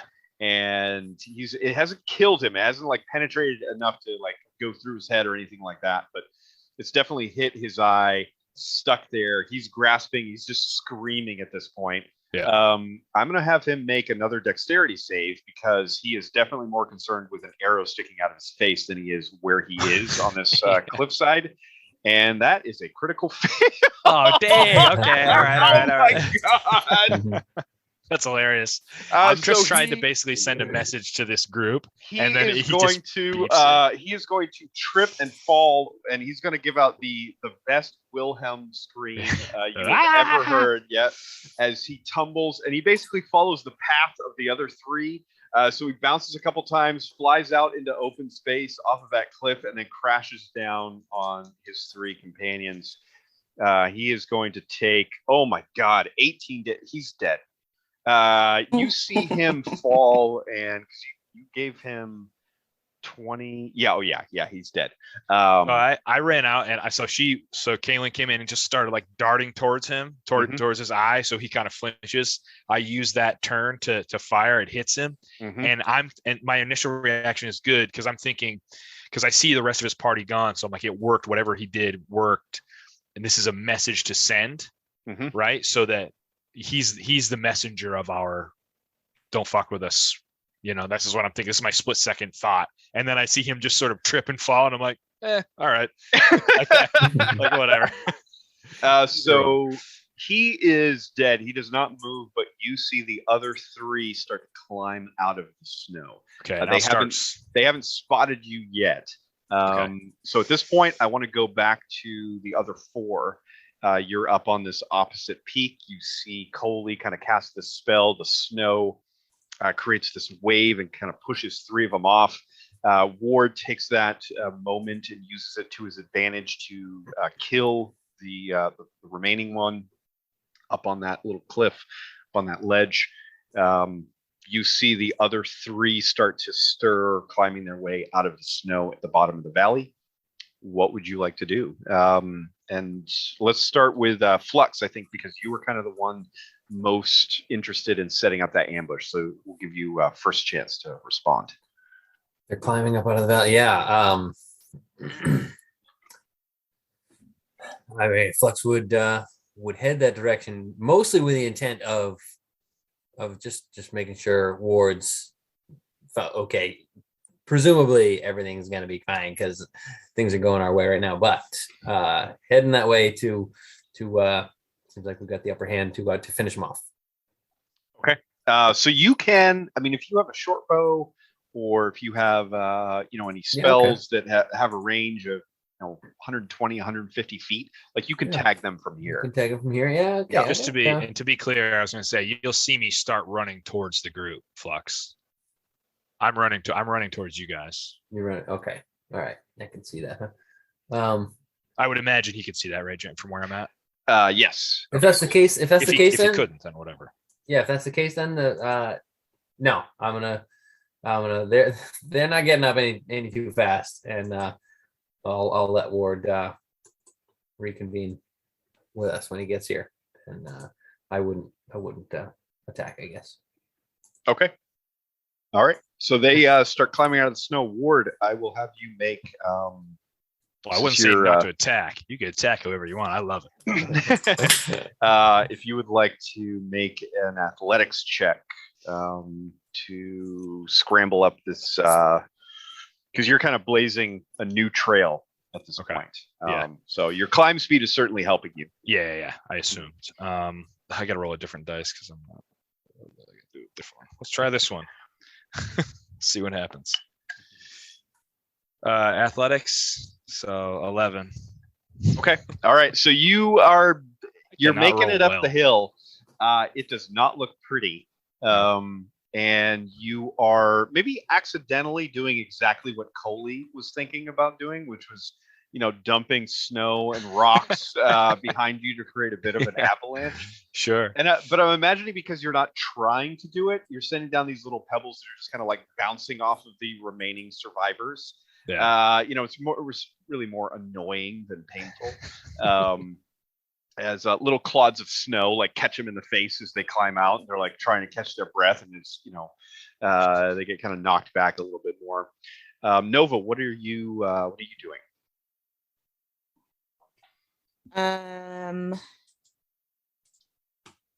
Are we still trying to run away, or are we? What are we trying to do? I guess.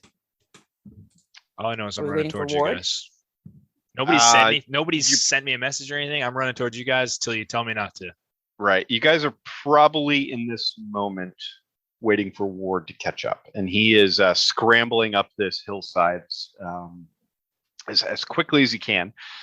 He's not very graceful in this moment, but he's definitely getting closer to you. But behind him, you can see that the remaining 3 pursuers are regaining their footing, are retrieving their gear from the pile of snow that they were kind of flushed out in, and are definitely like pointing and shouting at Ward as he flees. So they're going to start attacking him shortly, once they can get their equipment together.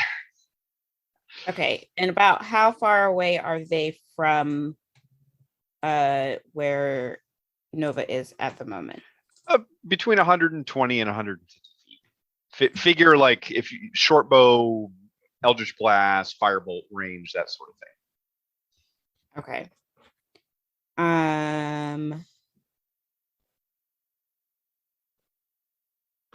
She is going to attempt to cast Hypnotic Pattern Okay. over where they are currently. So I create a twisting pattern of colors that weaves through the air, blah, blah, blah, 30-foot cube. Each creature in the area who sees the pattern must make a wisdom saving throw. On a failed save, the creature becomes charmed for the duration. Okay.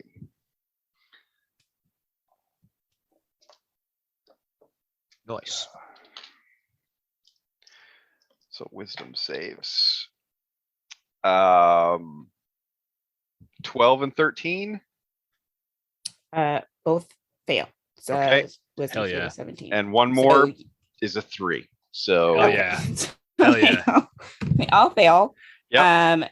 The duration is a minute. So Ward, you have a minute to get up here.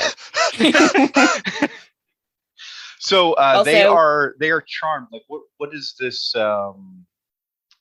they're basically just kind of enraptured with this pattern. Like they're just kind of like Yeah. standing there, like staring at this pattern that you created.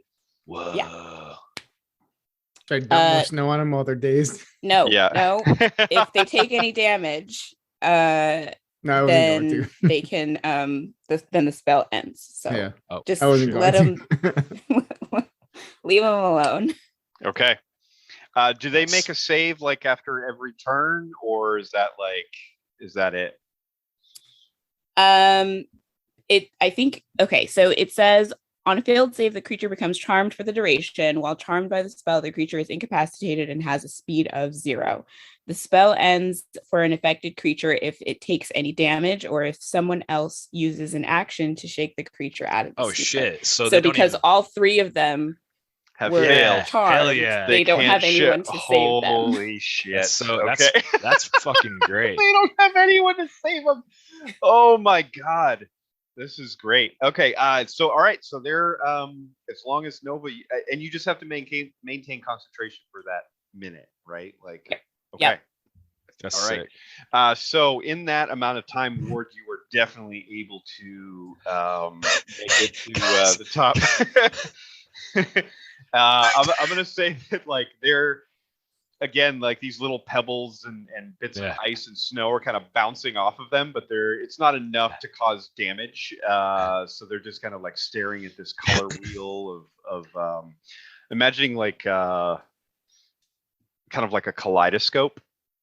Cool. Pattern Kaleidoscope of that's kinda- colors. happening around them, and they. I look back. I'm like completely telling them enraptured. I'm telling they're right behind me. They're right behind me. And then I look back and I see that, and they're just kind of all. I see the dudes just kind of like, and I look at Noah. That you? Have to go. Yeah. Good point. We have to go. Yeah. Good point. All right. So I guess are we continuing on the same path? Or are we going to take pot shots at them from here? I'll tell Lord about the second, or I guess it would be the third horn that we heard. Which is on peak 2-ish. The third horn you heard is on the other side of peak 1, which is Yeah. basically where all of you are at. So I'll update that. So essentially, there's still 3 orc groups coming. 2 Yeah, from What do one. we have to get through to get, like, as I'm trying to understand what's in front of us if we went and continued like on our original trajectory? If we went through 1 or if we went through 2? What was our original thing? To go through 2. 1? To go through 2. Yeah. And then we decided to go through 1 to kind of circumvent. And as we got to 1, we heard another orc party. So now there's 2 orc parties coming at us from 1, a third orc party coming at us from 2. So I guess we go where there's only 1. Is that right? Does everybody agree? So we're heading back towards 2 Well, because 2 has 1. That we know of. Who's on first? we were on 3, right? We coming from 3-ish. You were at right? 3 and you moved west to 1. So we kind of went this way and now we're going Mhm. back. We're going around, but all to sort of like sneak around and get up to the north. Mhm. What if we just kind of Between them? dig down and camouflage ourselves and just kind of observe and let them pass by us? Let's see how dedicated these are. You know, Blood Axe, they usually give up after a few minutes. Oh yeah, totally. I mean, I would do that. I mean, we could maybe, but my only problem with that is these mountains is like, it's just fucking boulders and stuff. Actually, that's a good question for the GM. Mhm. When he says that, I think about it. Do I get the sense between Chiron and I, do we get the sense, or Delyaries, whoever wants to like also look like, is there a place that we could effectively hide out for a longer duration here? Or are we kind of, you are in unfamiliar terrain, Yep. but you also know that because of how rocky it is and snowy, like there's definitely, the question is not if there's anything to hide you. The question is how quickly you can find it. okay. and we don't know where that is, and it's Right. kind of a mess right now. Yeah, because I mean, there's gonna be with as many like craggy craggy ridges and slopes and everything. Yeah. Like, there's gonna be places where you could definitely camouflage yourself and hide out. It's just whether or not you can find them fast enough to effectively do so. So I say that to Koli. There's going to be a lot of craggy ridges around here, but I don't know if we can find them fast enough.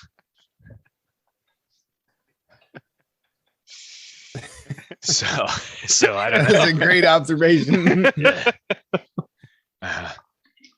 About how long till the first group reaches us? If we stay where we are. If you stay where you are, the currently enraptured remaining 3 can reach your position in just a couple minutes. I meant the ones coming from the other direction. The one coming from 2 is they're going to take probably 15 or 20 minutes to get to you. Mm-hmm. And then the one on the opposite side of 1, you don't know. You're guessing 15 minutes, but you're not entirely sure because you haven't seen them. You just have heard them, heard their horns. So you're not entirely sure. And just to be clear, we've heard a total of 4 horns. Or 3 4 horns. horn blasts. Okay. 3 in the last. Okay. In the last group. Yeah, it was like basically 1 Mhm. blew the horn, and then the other 2 responded.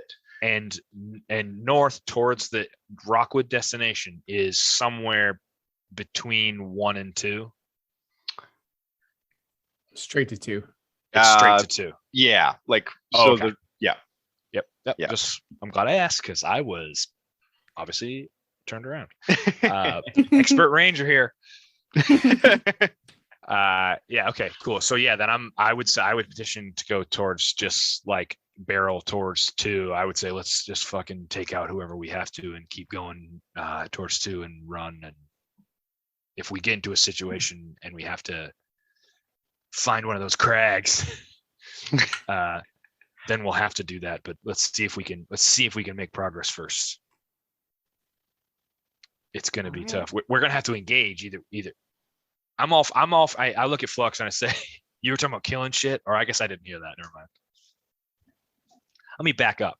Probably safe to assume that he was talking about that, though. Yeah, probably. Yeah. Let's start over. Yeah. I'm Ward. That was definitely was. Hi, I'm Ward. I was born.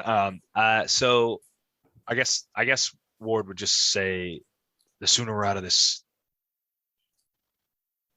fucking hellhole situation we're in, the better. So I vote we keep going our same direction. See if we can make it. But I'll do what you guys want to do if you guys want to try to find a spot, but we got to try to find a spot now. So Silva's going to start All heading right. towards the direction of 2. She doesn't Okay. want to stay here. Yeah, let's keep moving. all right. All right. So who is Not leading the way.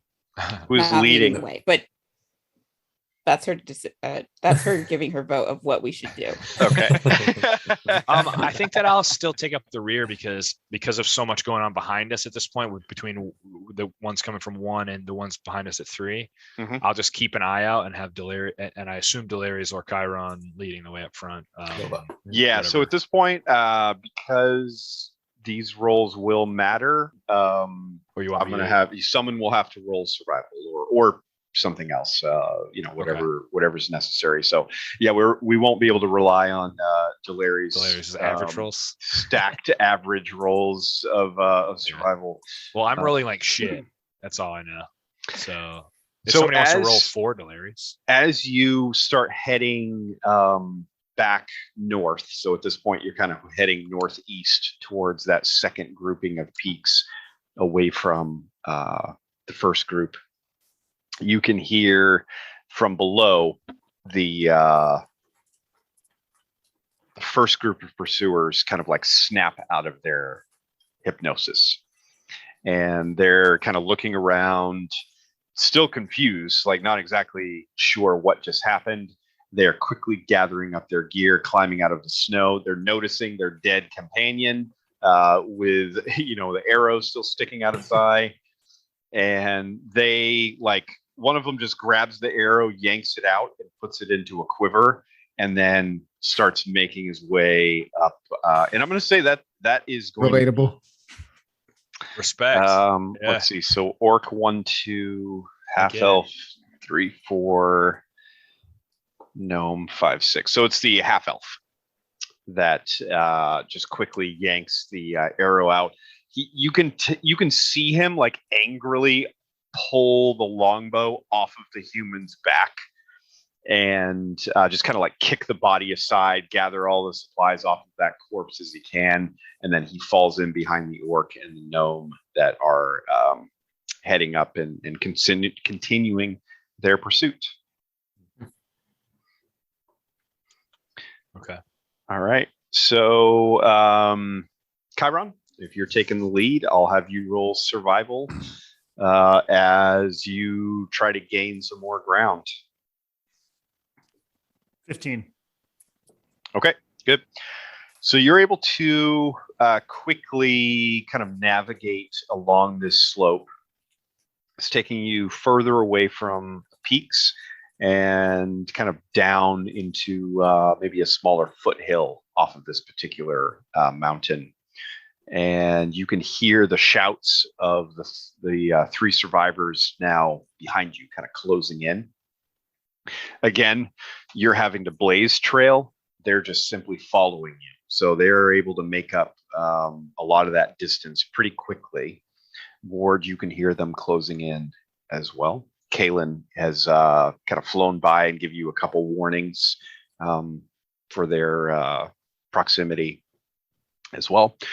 And you can see the group on 2 starting to move to meet you in the valley. It is not clear if they can see you or if they're simply moving towards the sound of the other 2 horns. It's kind of difficult to tell. If you would like to roll, I think survival might do it, insight might do it, investigation might do it. Any one of those might be a good way of learning or figuring out whether or not they know of your position or if they're simply moving in the general direction. Everyone or me? Anyone. Yeah, anyone that might, because you're all kind of moving pretty close together. So I'm looking specifically at the folks behind us. So that's so not Ward, right? So, but the rest of you, yeah, if you'd like to, and if you would like to each roll maybe something a little bit different, it might give you different information as well. I wrote a 14 on insight. Okay.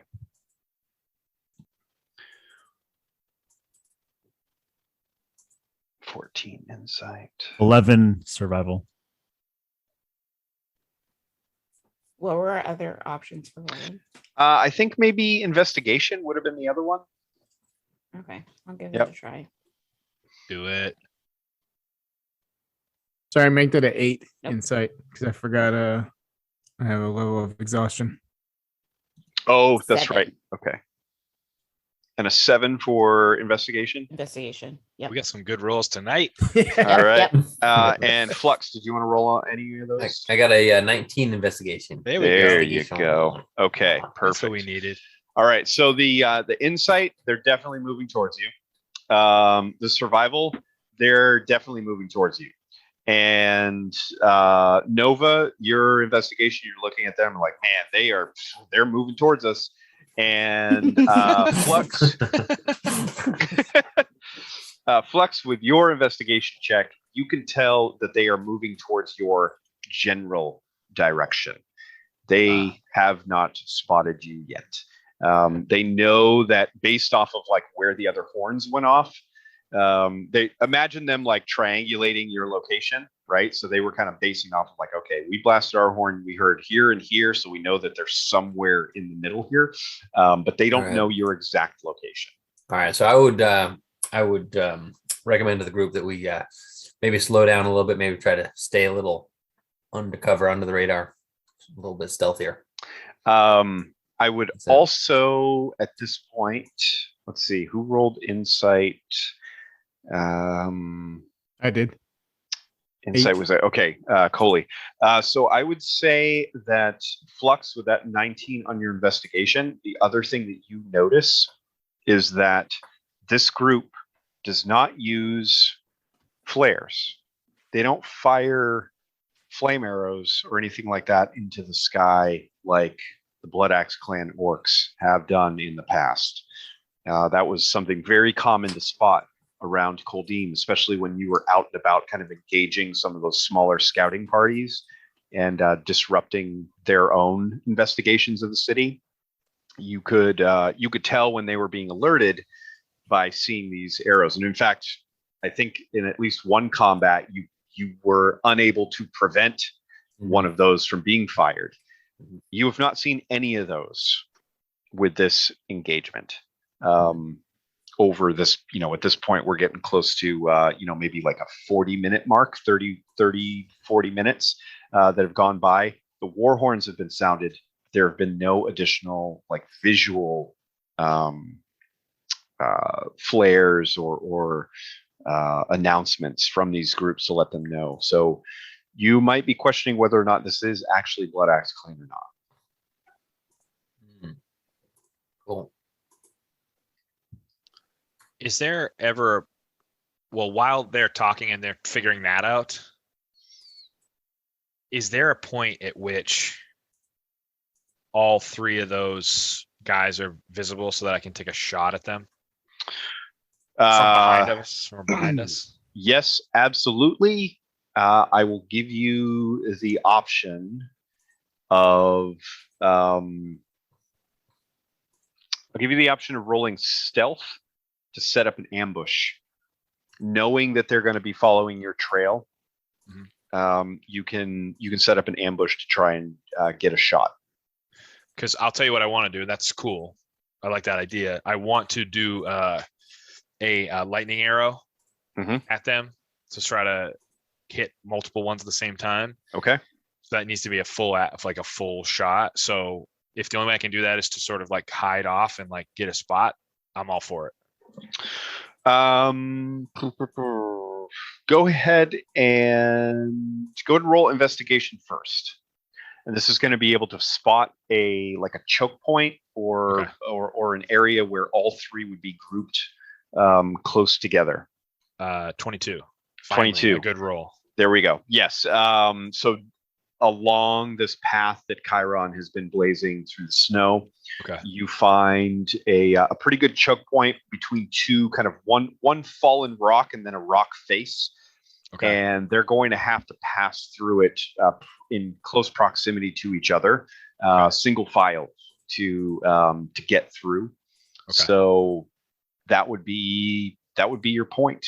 And not only that, you have a good vantage point just around a bend where you can kind of keep an eye out, and when they enter, you can pop out and fire your shot. Okay. And is this something where timing wise, I want to stay with my group as best as I can. So I'm trying to time that up so that I don't lose them or they can get, I'm going to have to stop for a second, a bit. I understand. Yeah. Obviously I would tell them what I want to do. Guys, this is what I want to do. Yeah. You'll probably fall behind by a minute or two. Okay. Because that's just about how far away this group is. So this is what I'll do then. I'll have made that, I'll have scoped out that point, and then I join the conversation with them talking about the ones in front of us, and we can make a decision. There's a choke point behind us. We can get a clean shot on them. What's ahead? I can't remember what you guys said, so I need you to tell me. What was your suggestion? What are we doing? What's going on up front? We're gonna try to be a little stealthy. There's some folks coming in. Okay.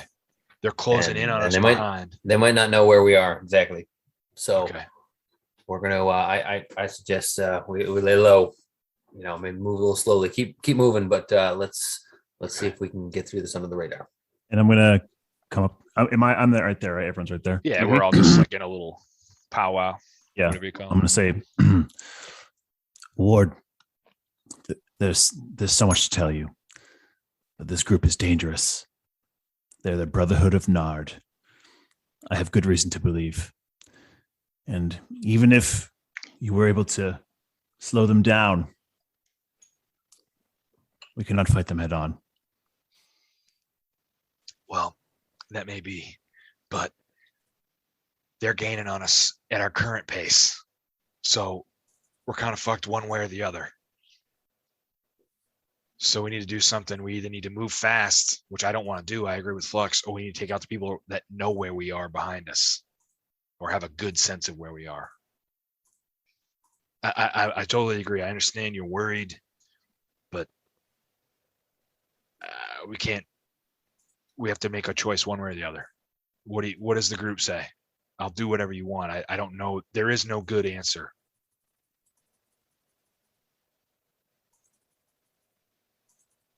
Either way we go, I think we have to fight somebody. And then I'll cast Bless at second level. So Nice. all four of you have Bless. I'll take it. Boys. Okay. If we take them out behind us, maybe that will give us the chance. If we can take them out quick, maybe that will give us a chance to stay away from the ones coming from the other side.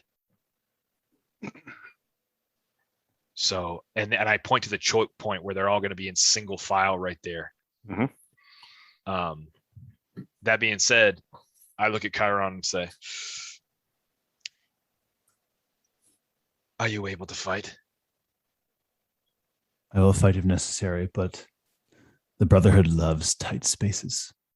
Beware of what you think is a choke point.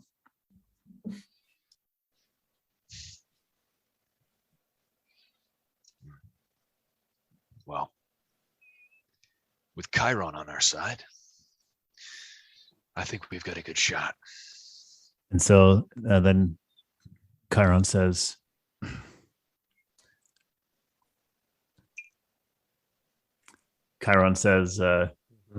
no, I was going to quote Batman. But you know the line. But Chiron is going to salute Ward and draw his scimitar. Ward, how do you feel about that salute? Because the first time that it happened signified Chiron's first descent into Argor.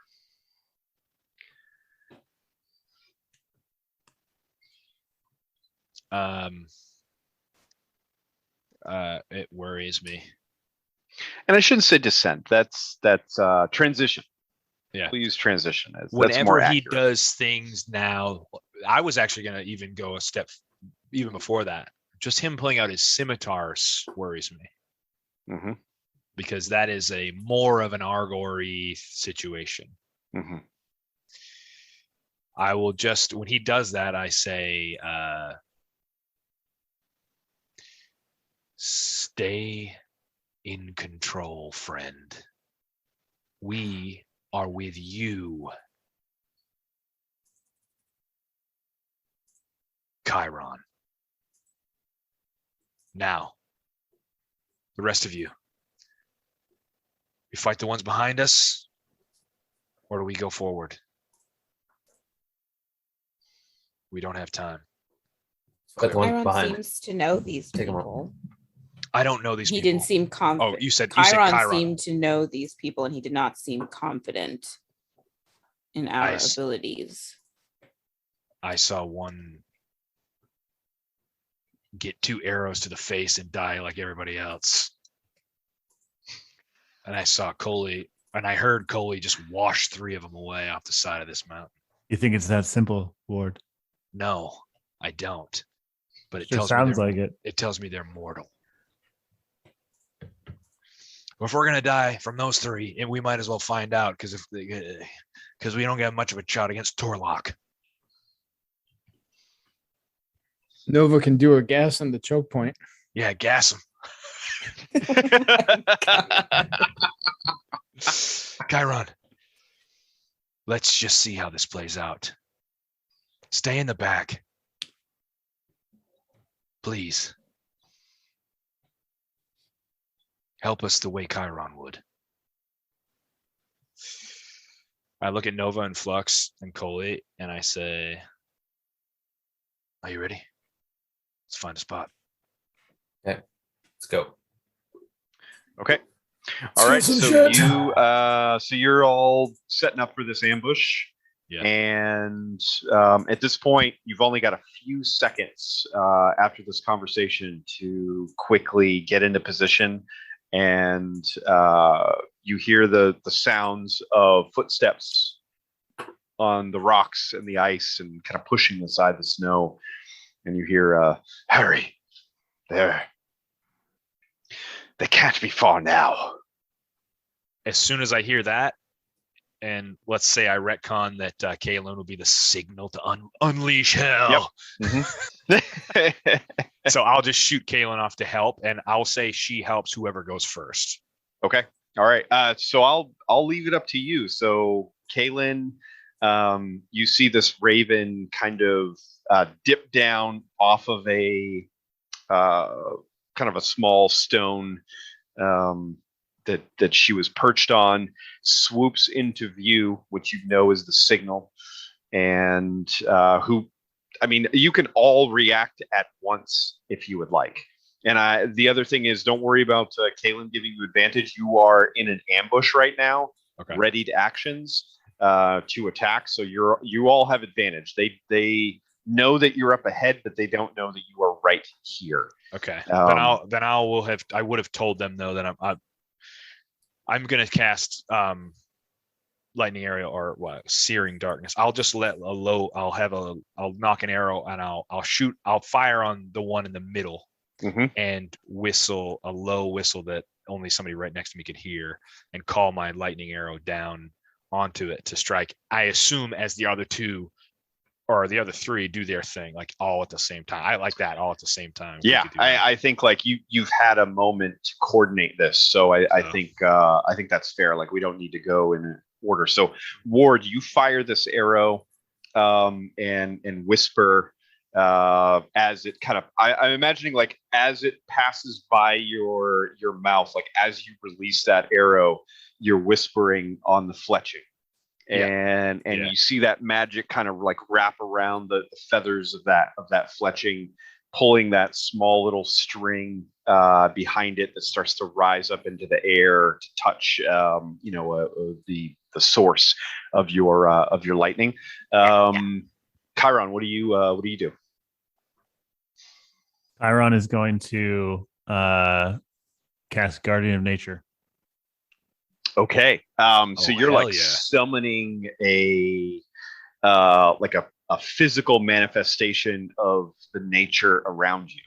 Yes. What does it look like? Yeah. What does that look like? So it's like I summon that thing and I become it. And Mm-hmm. so because of where we are, and this is kind of my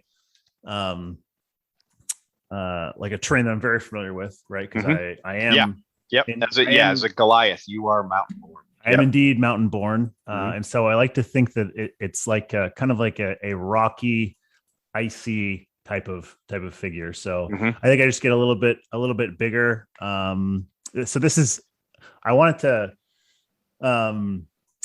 to be the primal beast stats basically. Mm-hmm. But I don't want it to look like fur. I want it to be like rocky, kind of like granite. My skin kind of becomes granite. And then I've got like an icicle mustache, and I am now holding, instead of my scimitar, Shard.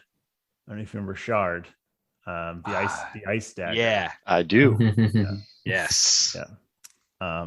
And so I'm gonna basically become a guardian of nature, and I would like to advance towards this little trap that we have set. Okay. So Ward fires the arrow. Chiron, I'm imagining Chiron, you're transforming as you take your steps. Like ice and snow and rock is just kind of like slamming into your body as you're becoming this guardian of nature, and you're drawing out Shard, the ice dagger. Koli, what do you do? Can I see which one Chiron is rushing towards? Like, is it obvious? The orc is in the lead. So I'm assuming that's Chiron is To be clear, going to everybody engage would with. know, because you guys would know I'm doing lightning arrow. Everybody within 10 feet of the middle guy is going to get hit with something potentially. They have to pass a dex save. That would be known probably. And I don't have control. It's not like something I can set down like a area. I would say that the arrow is going to strike first with any other ranged attacks. Chiron will kind of impact Cool. last. Right after. Or, It's like pow pow pow, and then Exactly. they run in. Okay, Yeah. cool. Got it. Hmm. Awesome. All right. Awesome. If that's the case, I will just attack with the short bow. Okay. To the one in front, just kind of like maybe just slow him down. Okay. So go ahead and roll that attack, Koli. And Ward, go ahead and roll your attack as well at this point. 17. Okay, Koli, you definitely hit with that. Your short bow arrow kind of flies past Chiron. I imagine it picks up a little bit of ice as it flies by Chiron as he's going through this transformation, and it strikes the orc square in the chest. And Ward, what was your Also 17. 17? Okay, so that will hit. But before we resolve all of that, how about Nova? What are you doing?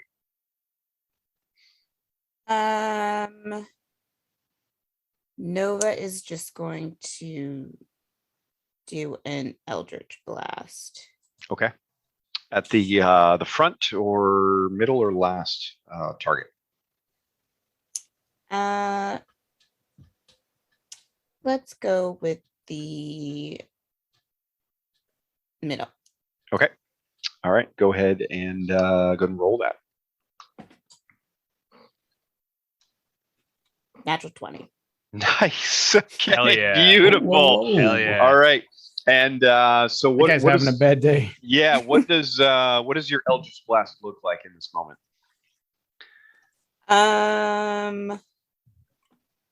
What does my Eldritch Blast look like? I would say what? That'd be sweet if Lightning? it mixes with the lightning. Oh yeah, sure, we'll have that. Well, the lightning is a black lightning that comes down from the sky. So yeah, that kind of And Nova, you've got Celestial Eldritch Blast, right? Oh, yours looks Yeah. different. Sorry. Yeah. Well, maybe Yeah. they kind of twine around each other, like Mhm. black and white, like Oh. sort of. Yeah, Whatever, okay, Nova. Why don't you sounds fun. describe it? That God. sounds fun. Okay, cool. All right. Okay. So your Eldritch Blast again kind of like whizzes by Chiron. Like Chiron leaps out first, and then you see Ward's arrow fly by him, and then Koli's arrow fly by, and then Nova's Eldritch Blast like all zipping by Chiron as he's transforming with this ice snow. And Flux, what do you do?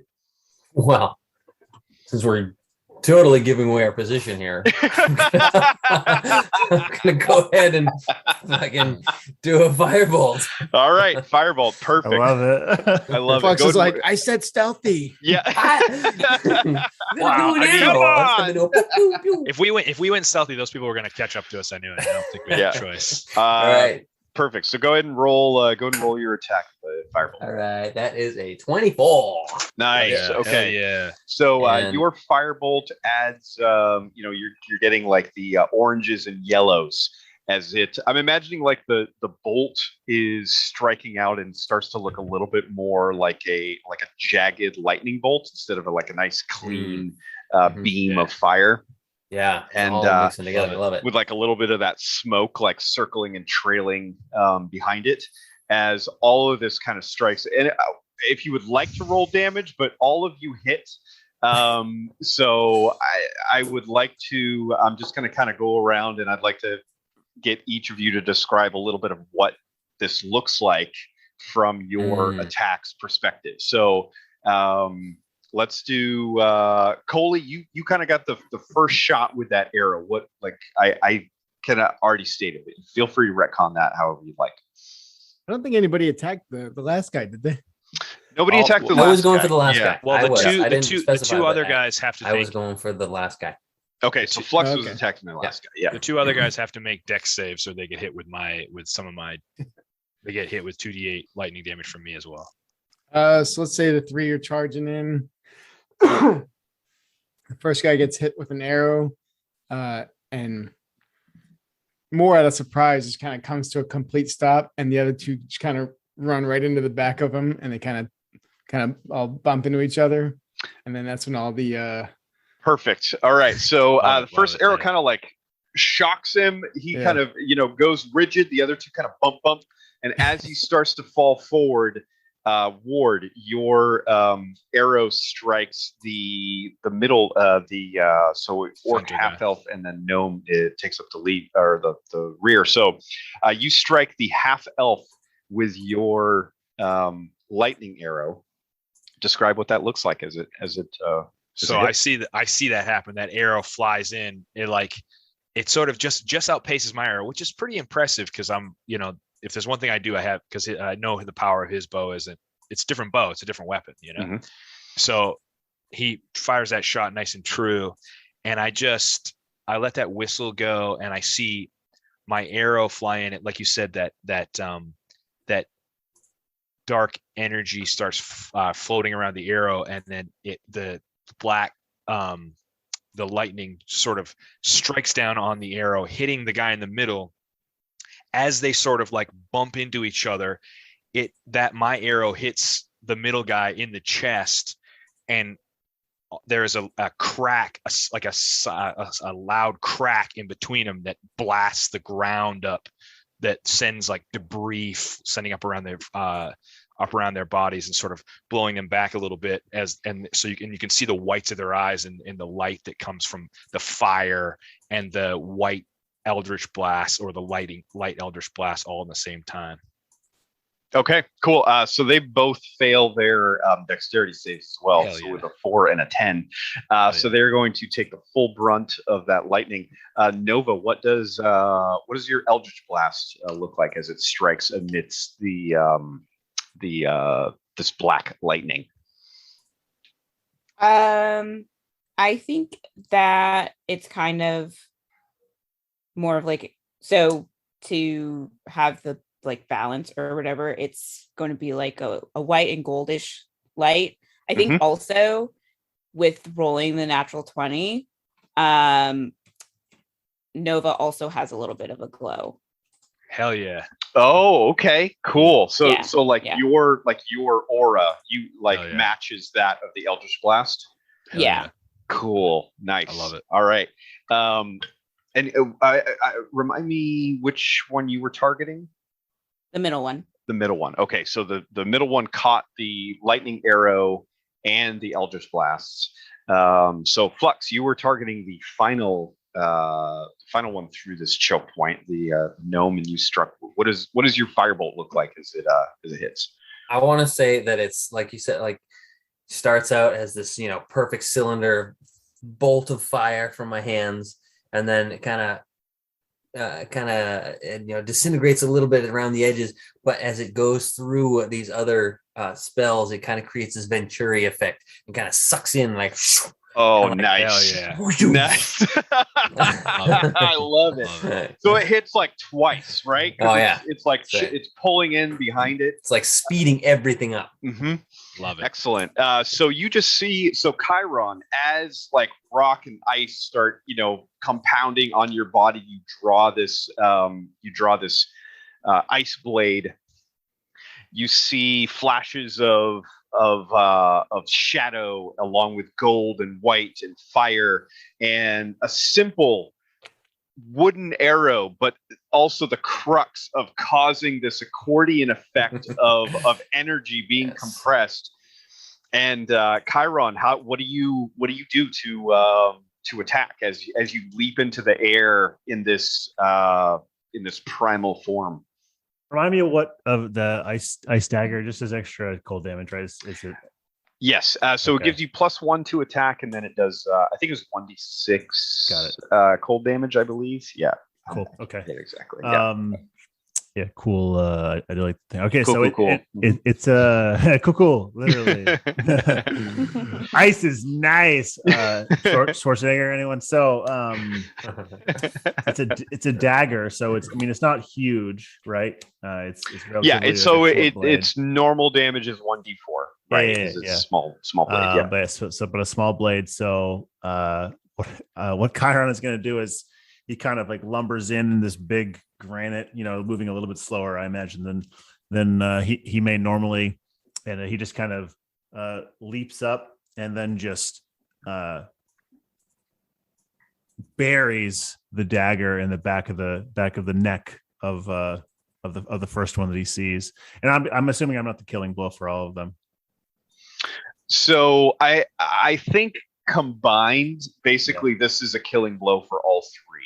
I'm not too worried about like specific damage. So I think with all of you combined, all of you hit, and then as you're describing these things, like all of your attacks have compounded essentially, so they're all doing like more damage because of how they're working together. I love I rolled max damage for the two front and back, so they got 16 damage apiece just from me. So between those other two, so I'm imagining like Chiron, you jump up and you just bury and this is going to be the orc with the arrow in his chest. It's kind of like has has acted as the blockade for this whole thing, and you see like a hole in his chest just kind of open up that is both flame and this whitish gold like glow as Flux's Venturi effect firebolt kind of just bores through him through the second one. He looks down in shock, just enough to give you a shot at the nape of his neck, and your blade sinks deep, and you just see a massive icicle just sink out of his neck and like covering his chest, and he's frozen into place. As you rip the blade free, his neck and head just kind of like crack and shatter and fall to the ground and break into a million pieces as he is frozen. You turn and swipe with your blade again, and this time you don't even really hit them physically, but this thin edge of ice just kind of extends out of the end of the blade and cuts through the final two. You notice that they're already gone, but that ice kind of cuts them into pieces. They again kind of freeze, and the rock that had functioned as your bottleneck also suffers kind of this cold burn that flares out and leaves like a frost mark, like embedded within the stone next to it, as all three of them just like collapse. And with with the combined power of all of these attacks functioning together, and the crack of that lightning kind of echoing throughout all of these mountains, and then there's silence and snow that has from this attack kind of billowed up into the air and created this big cloud above you, is now starting to drift back down to the ground as you turn. And what do you've definitely wrecked the pursuing group, but of course you have definitely alerted the other two groups to your exact location. They know exactly where you are, and both of them are now moving quickly towards you. So what do you do now? I run up to Chiron, because he's right up in there. I as soon as I see it all happen, I run up to him as I push him out of the way to see if there's any arrows I can grab. I'm essentially looting if there is anything. Go ahead and roll investigation. But I will say to him, you see, they are mortal if we work together. 15. You find between the two bodies and the two quivers, you find, what is that? I'm running low. 14 arrows.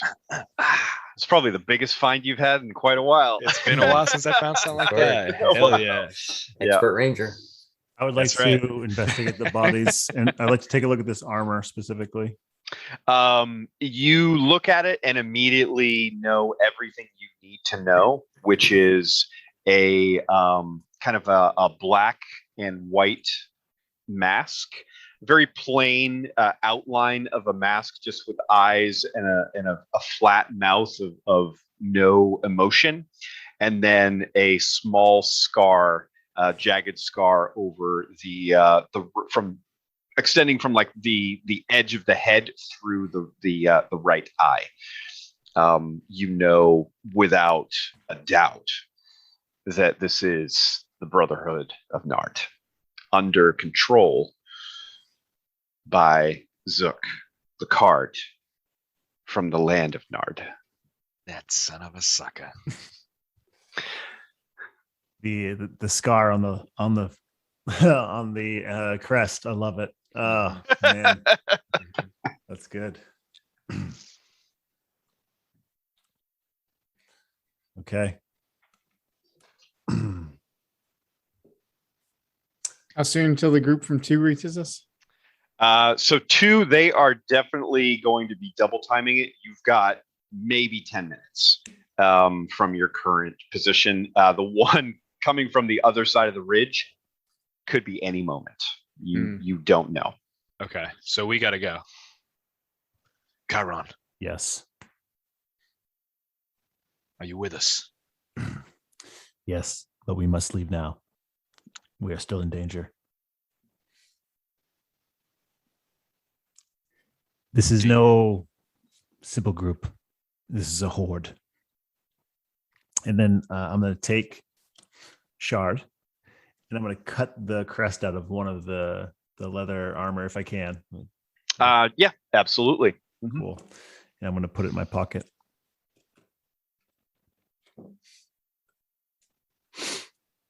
Cool. Are we being stealthy, or are we running as fast as we fucking can? I mean, I know this spot's blown up, but if we Yeah, make I think some, we're blown now.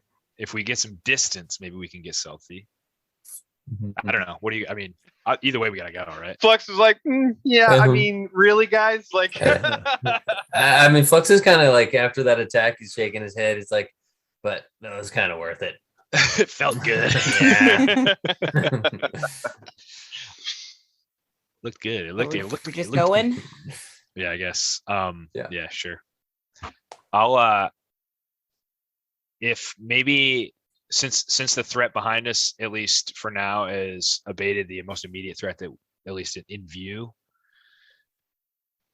unless somebody else is volunteering to take the lead, because my role's been all over the place, I will take the lead. I will not have my feelings hurt if somebody says that somebody doesn't trust my rolls. So I've got Longstrider and Primal Beast. So my move speed is 50. My walk speed is 50 right now. oh, damn. Good. How long does that Primal Beast? Only 1 minute. Only okay. 1 minute. And you can All right. carry all of us. Can I? It wouldn't be a surprise. Yeah. You might be able to. I'm not sure, actually. Do your stats change? Does like your survival and stuff like that change? No, it doesn't. No. Was it Guardian of Nature? Is the spell? Yeah, and then Primal Beast, and now the stats. I mean, no. If you they want to don't. take the lead, if I like the idea that you No, get because, up, you I rip mean- that off, you get up and you start marching off as this primal beast too. Yeah, I don't want to go too fast, but kind of do. So yeah, actually, I would, for as long as I'm in I'm in Guardian of Nature. I'll go. I'll stay. You up make with- strength-based attack rolls with advantage. Your melee attacks deal an extra 1d6 force damage. Oh, so I was describing the damage to the stone accurately with that. Yeah. Cool. I mean, yeah. I mean, you're already pretty strong. I'm gonna say that if you wanted to do that, I think it makes sense. Like, you certainly have the strength for the next minute Yeah. to be able to just like, yeah. And as a Goliath, you already have kind of like that double strength anyway. Like, you have Yeah. a powerful build. So if you wanted to use that to your advantage to make some more distance, I think Okay, so I think that works. What I'll do is I'll give people the choice. Obviously, I'm not going to try to grab everybody. So You're saying I can carry everyone for a minute. Yeah. Yep. Yeah. So I'll kneel down and I'll say, hop on for a fast ride. I'll jump on without question. Nova jumps on reluctantly. How does Flux jump on? With Does style. Does Flux jump on? Flux. You're probably the one in the group that doesn't need to. Yeah. Like with your, because you have dash as a bonus action. Like you can keep Yeah, that's pace. And snow just kind of pretty melts easily, around yeah. you as you walk, so you don't have to worry about slipping. Yeah. True. Yeah, no, I don't think Flux does. Anyway. Okay. And Koli, what do you do? I'll get on, but probably like all awkward, like from the front. like a weird hug. Hold me Baby like a carrier. baby. Fireman carry me. Yeah. You like grab him around the chest and the weight, like in the waist with your legs, like this. That's great. I love it. All right. So Chiron, you are able to carry 3 of your friends quickly down this slope. Now, as you move, what you're doing is you're moving farther from one group but closer to another. Because you are roughly in between them. And Flux, imagining you're kind of following close behind. What do you do? So it's, you're going to run out in a minute. You put everybody down, but in that minute you have with that extra, because you said you had long strider up too. So you're moving at, holy crap. So you're getting an extra 20 feet per turn of movement. So that's almost double. Yeah, I'm going to say you're cutting down that like 10-minute distance down to 5 in that like 1 minute of like full tilt move, running with everybody. Nice. Yeah. So you've got a few minutes to make a plan, set up an ambush, find a hiding place, whatever you need to. But you've definitely put. You know what? Let me do a little bit of math because I feel like that might be enough distance. So that is going to be To get some of that Flux's precious stealth. We head towards 2. Holy crap! Yeah. So that's going to be, if you're using your movement and then dash as an action, you're going to cover 1,000 feet. Oh shit! So What? yeah. Was it a mile? It's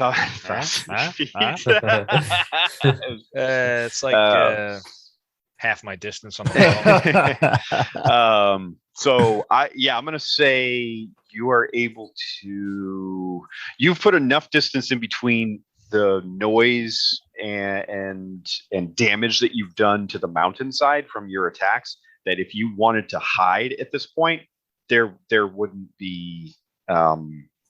Oh shit! There wouldn't be a problem doing Ooh, so. Let's do that. Yeah. So you're far enough away from that point. And I can even meld into stone. So I think you're good. I'm good. Flux, actually, I want to have you roll stealth as you're following. This is going to be your ability to hide the trail in the snow. 24. Hell yeah! Nice. Okay, so Talking about you, I'm imagining Flux is like kind of like passively melting things to kind of like even it all out a bit, and allowing things to kind of fill in with that like slight heat as you're moving through, so it kind of mellows out any sharp edges of footsteps or anything like that in the snow. So you're able to do that quickly and easily, very effectively hiding your tracks in the snow. So this is your opportunity. I'm going to say Flux with that roll, and because you were moving basically as two creatures, Chiron and then yourself, you have also found a good hiding spot to wait this out if you would like. That would provide you a great opportunity to basically just like stay put out of sight and allow your pursuers to kind of travel around you and hopefully miss you. That's what I would recommend to the group. If anybody doesn't want to do that, that's fine too. We're good. Let's hide. Do you want me to duck down? I'll give you guys a choice. I can cast Rope Trick again, or I can cast Pass Without a Trace so that we can all have +10 to our stealth for the next hour. Do you want an extra dimensional pocket to stay in one place, or do you want something that we can maybe move with if we need to stealthily? That's really the question. I'm planning on stone shaping, so I think. I mean, I don't have can't to do either. But. I have to stay in one place, so maybe you guys also rope trick if we're all going to just commit to staying in one place. Then sure, rope trick. Okay, so I will wherever we deem is good, I will pull out my little length of rope, say open, and Chiron will say right as you're doing this, he'll say, "The magic is strong with Zook the card. How experienced are you with rope trick? Will it protect us from anything?" Nothing can get in unless they can find the rope, and guess where that's going to be? Inside. Things can't pass through. They can't see in or out. They can't see. What does it actually say? Let's actually see.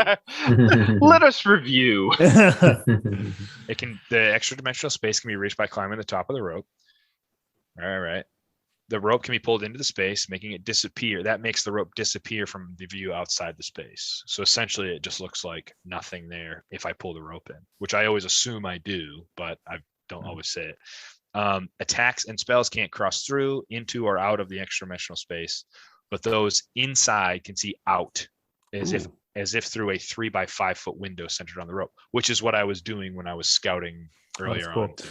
Okay, yeah, then I'll just get in rope trick with you. Okay, so we all pop in there. I pull the rope in, and I say, Chiron, maybe a bath, but otherwise great stuff out there.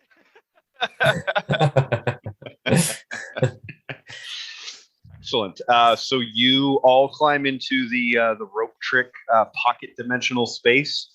Ward winds up the rope, pulls it inside, and you are now invisible.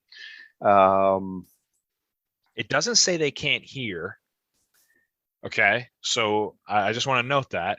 Mm-hmm. So we should, if we sense anybody coming, we should probably be quiet. Quiet. And also potential tracks that it may seem like, okay, well, they're around here. I don't well, Flux has done a pretty good job of that's right. Of hiding this. Yeah. So it's not like there's a bunch of footsteps and then they just ends into nothingness. Be like, I wonder where they could be. But he's done a pretty good job of hiding those. So that is of minimal concern for sure. Yes. Great. I think that might be where we end it for tonight. And I would also like to mention, Ward, how many times tonight have you cast Rope Trip versus how many times have you cast Hunter's Mark? 2 to 0. I maintain historically that it's every time we're in a combat, I cast Hunter's Mark at least once or twice. You've cast Rope Trick twice in a sessions long combat. Uh-huh. And I remember thinking, wow, this seems like a lot. I love it. I don't care what my signature spell is. I just want to give you a hard time about it. I just want to give you a hard time because specifically because we were talking about this last session and then this session. I remember. Hey, if I'm known for rope trick, that's good because that means it's better than being known for shooting and spying on people. Yeah, I mean, it's been incredibly useful. Like you've used it to great effect. So that's fantastic. Today, So, but never before this. yeah. Well, today you're an expert ranger, so That's really right. that changes everything. I don't know that he said that though. So Ward is like, That's right. You have no idea. I get no respect. I get no respect. Awesome. All right. So yeah, I think we'll finish it up and we'll come back next week where I think we'll probably pick up at the end of that hour, essentially. So Okay. you're in an hour. I think we can safely assume between Flux's stealth check and then the fact that this is an invisible entrance that cannot be seen from the outside because you pulled the rope up into it. There is absolutely no reason why they would be able to find it. So we'll kind of pick up next time where that hour has passed, and we'll see what goes from there. It's funny. I almost wasted that last. I almost used the spell slot for something else. So you just never know how it's going to work out. That was so. I mean, I got to be honest with you. I feel like every session now I want to have a group attack on something because like the way everybody was describing that shit, I was like, this Yeah, is that's good. cool. So Cool. Yeah. very cinematic. I like it. Yeah. Mhm. So how'd you feel about this session? Because this was a little bit different of a combat / chase scene. I wasn't exactly sure how it was going to play out. I just had some ideas, but how did you feel about it? Like the pace and everything.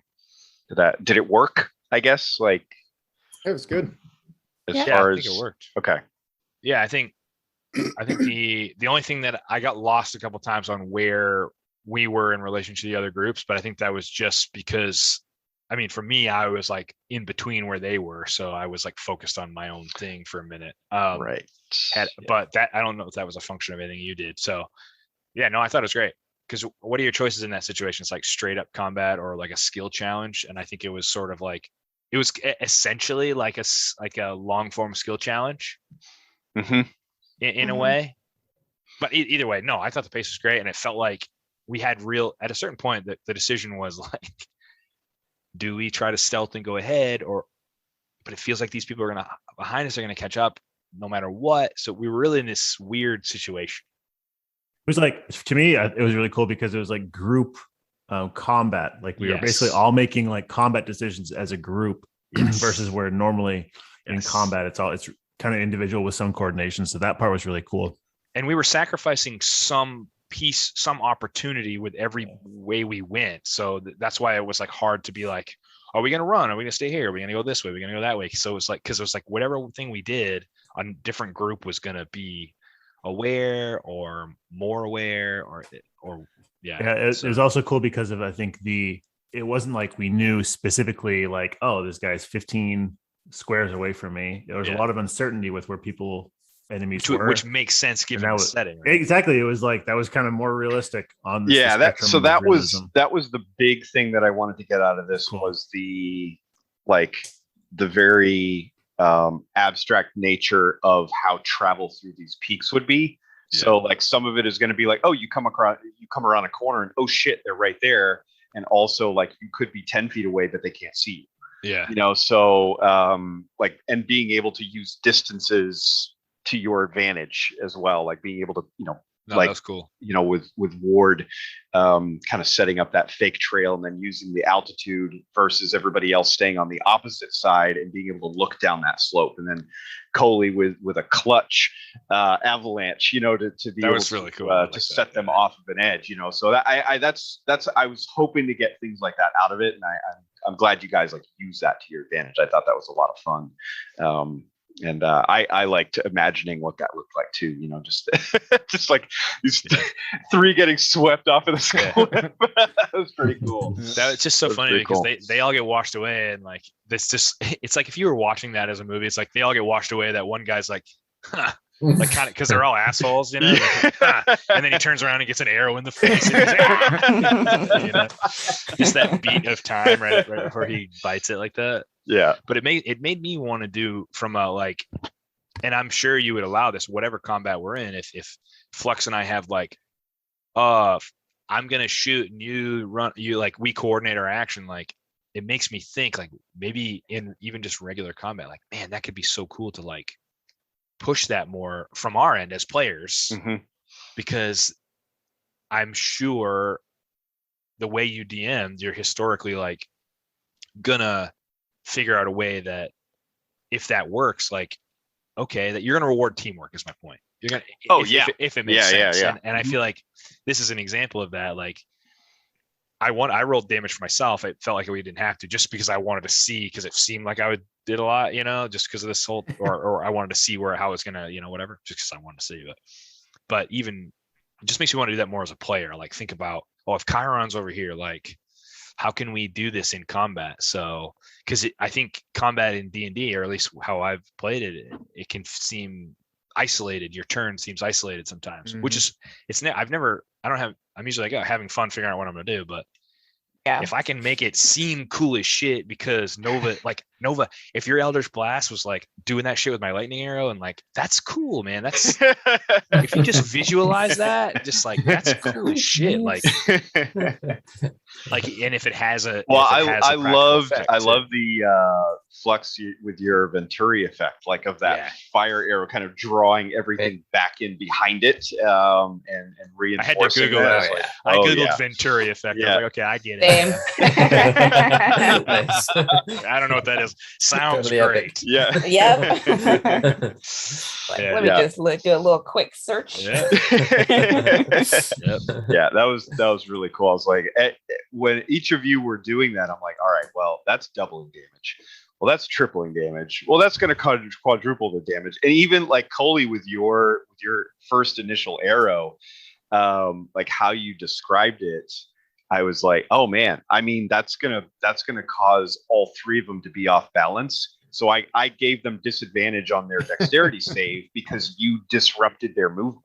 Yeah. Like they were all trying to regain their balance from that, let alone this lightning going off and then trying to dodge it. So like I think it was fun for me to be able to watch all of these little like advantages stack up through each description of the attack, and then just be like, yeah, we don't need to roll damage because you guys are wrecking these three dudes. So cool.